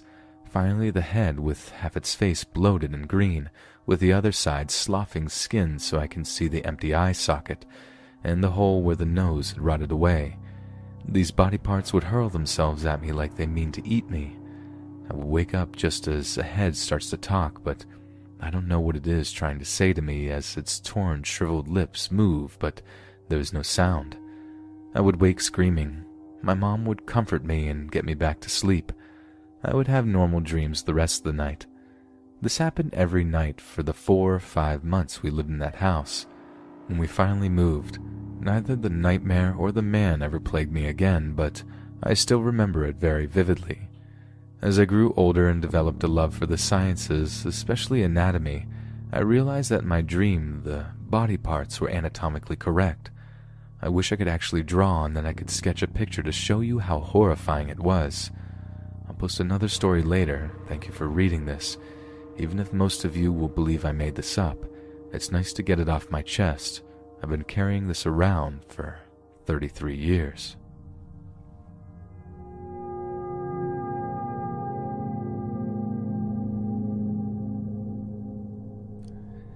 I used to live in a small town in Texas.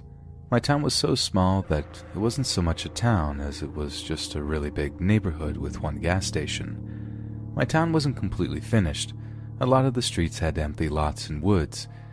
Even though the town was 60 years old, it was possible to walk onto a lot, head to the woods, and get lost if you didn't know exactly where you were going. and since we had deer and wild animals running around, it wasn't a good idea to go wandering. Know what I mean? My house was in the oldest part of this town. I lived on a circle. Yeah, a circle.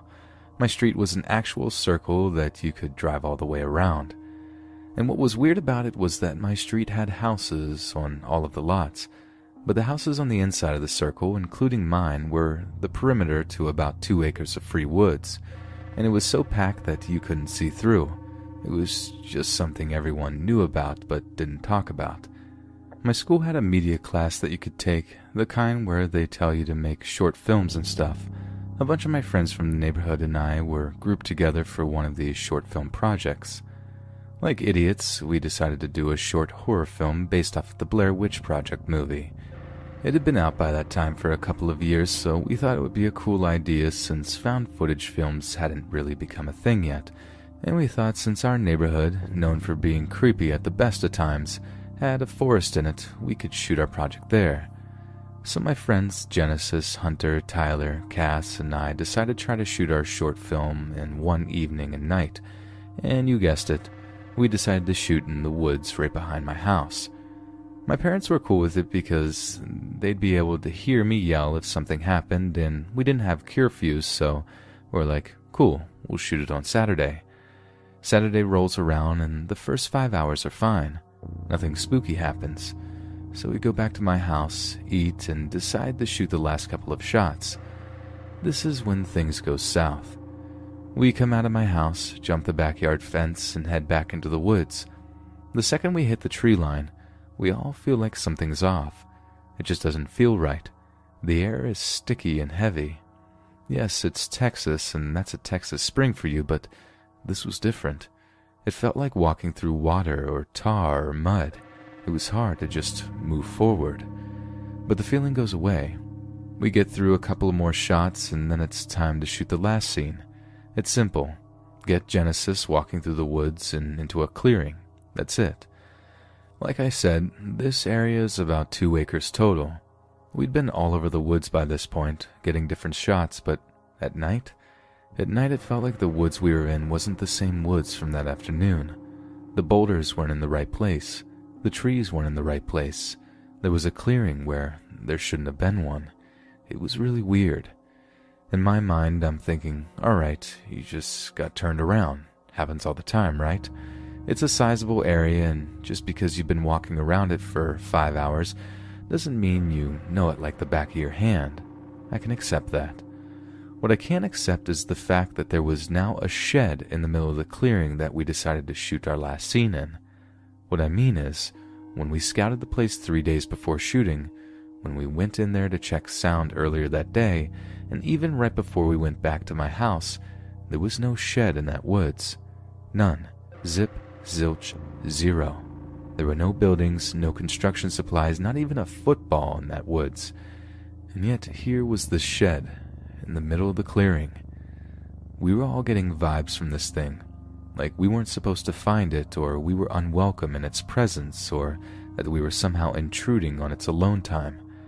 So the guys tell us to hang tight. They're going to go investigate. I don't remember exactly what happened, but I remember them coming back and telling us that we had to check it out. I went up to the shed and I realized that it was old. Very old. The wood was warped and the walls bowed inwards. The wood from the shed didn't look like any of the trees from that part of Texas. It wasn't mesquite. My best guess would be maybe maple. I was walking around the edge of the shed and we were trying to figure out where this thing came from, or if it had always been there, how we managed to miss it. We were close enough to my house that I could hear my dad talking on the phone in the backyard. In fact, all we had to do was walk forward for a minute or two and we'd hit the backyard fence. That's when I realized that this shed had no windows or doors. I told my friends and we looked for trapdoors or latches. Tyler even got on the roof of the shed to check for a way. Not that we wanted in, but at this point I was curious because it didn't feel like the shed should be there. We didn't find any way into the shed, so we tried to figure out what to do. The shed was in the middle of the shot, but none of us wanted to shoot, especially not Genesis. She wasn't having any of it. We were in the middle of deciding to shoot some other time because we were all creeped out when we hear it. A laugh. A long, low, guttural laugh from the shed. And then we heard thud, thud, thud. We were close enough to the shed that we could see the walls shake, and we booked it out of there. It took us less than 2 minutes to get back to my backyard. At this point, you're probably thinking this either belongs in Nosleep or we were on something. I don't blame you. I wouldn't believe it either if I hadn't been there. But I told my dad when we got back, who, back then, didn't believe in the paranormal. It was still pretty early, about 10 p.m., so my dad goes into the house, gets his shotgun, and goes to get our neighbor, a cop who also has his shotgun, tells us to get inside, and they go into the woods with flashlights and everything. He was gone for 10 minutes.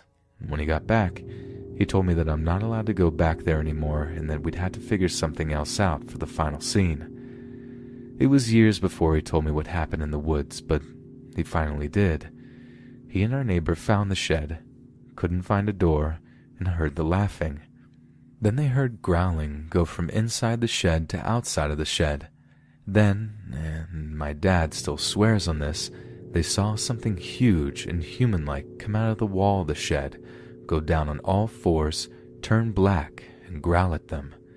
These two grown men, both with significant military experience, nearly crapped themselves trying to get back to the house. My dad petitioned the town to get the shed removed, and it was knocked down a week later.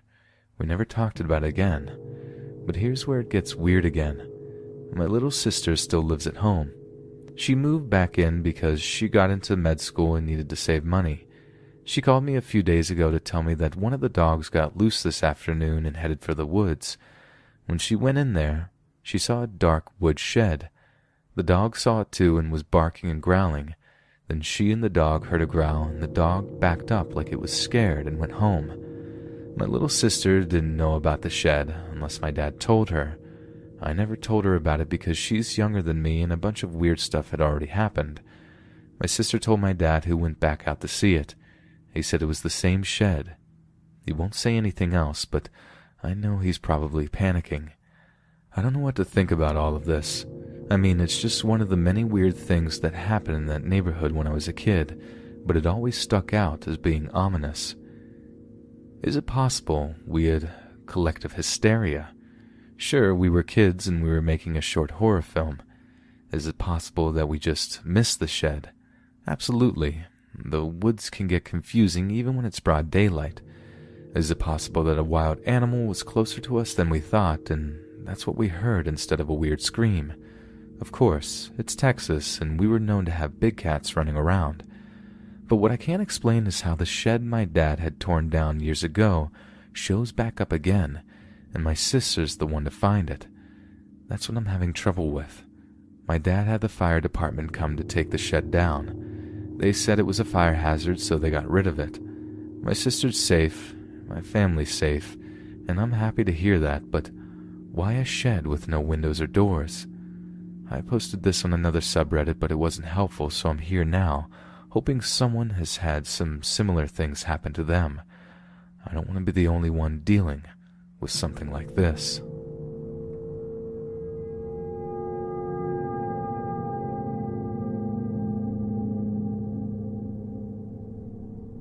Some interesting things have been going down in this house for months now. At first I chalked it up to Ambien or Lunesta or even lithium or just an episode. However, after recent conversations with my dad, I'm not sure this is the case. So last year I started hearing very audible voices. It would happen once or twice. Sometimes it was hard to tell what they were saying. Other times they were clear. I would hear a very heavy vibrating sound here and there as well. My phone is always on silent. My parents' phone is always on a loud ring, and would feel like something is there with me, and my door would even move on its own. So anyways, one day I just said out loud to screw off, and it just sort of died down. Cut to this year. A few months earlier, I heard a very clear male voice say, "She's right there." And my bed had started to shake. Okay, so I get up and I go to sleep on the couch. After that, I started having a cat sleep with me for comfort, and the shaking stopped. When we put down one of my cats, I would hear her meow sometimes and the click, click, click of her claws. And just over a month ago, I started to hear the sound of feet crunching on gravel. At first, I brushed it off as an animal. Could be a coyote or a deer, but it dawned on me that would sound different. This sounded like shoes on gravel, but whenever I would go look outside, there was nobody there. At times, I'd hear the sound of my car door opening and closing, but I always lock my doors. A month and a half ago, one of my cats was outside and I heard him audibly cry out in pain, and I panicked. I ran out the garage door and called for him, and he comes dashing in, but there's nothing out there. No owls, coyotes, other cats, or people. He was unharmed. Last summer, he was coming home with injuries. I assume cats fight, but some of these look like someone was hurting him because they look like burns more than scratches. For some reason now, my cats hate being in the garage. They used to love it, but now they're afraid of it. About 3 weeks ago, the part where I put my key in started to fall out. Turns out, the thing that latches in and keeps it in place somehow broke. Metal broke. Dad says there's no possible way that could have happened. Dad's gun, checkbook, truck keys, coffee cup, and Mom's ring have all gone missing within the past 3 months. And tonight, when I got up to let my dog out, I saw a light shine into the window. I live in the middle of nowhere. Back to the lights, though. I go back into my room. One cat is out of the room and using the litter box, and the other is sleeping with me. The third cat is outside, probably torturing mice or something. I hear the sound of a computer starting up, but that would be impossible because my parents are fast asleep. Mom's laptop is dead, and Dad is out in his little hut. A few minutes after I hear the startup noise, I hear the cat that's outside my room hiss, and then she starts to meow to be let back into my room. I poke my head out, and there's nobody in the living room, hallway, or laundry room. The dog is sleeping peacefully on the couch. I need to convince Dad to get security cameras. Hey friends, thanks for listening. Be sure to subscribe and click that notification bell to be alerted of all future narrations. If you got a story, be sure to submit them to my subreddit, /letsreadofficial, and give and receive feedback from the community, and maybe even hear it featured here on the channel. And if you want to support the page even more, grab early access to all future narrations for just $1 a month on Patreon, and maybe even pick up some Let's Read merch on Spreadshirt.com. Links in the bio.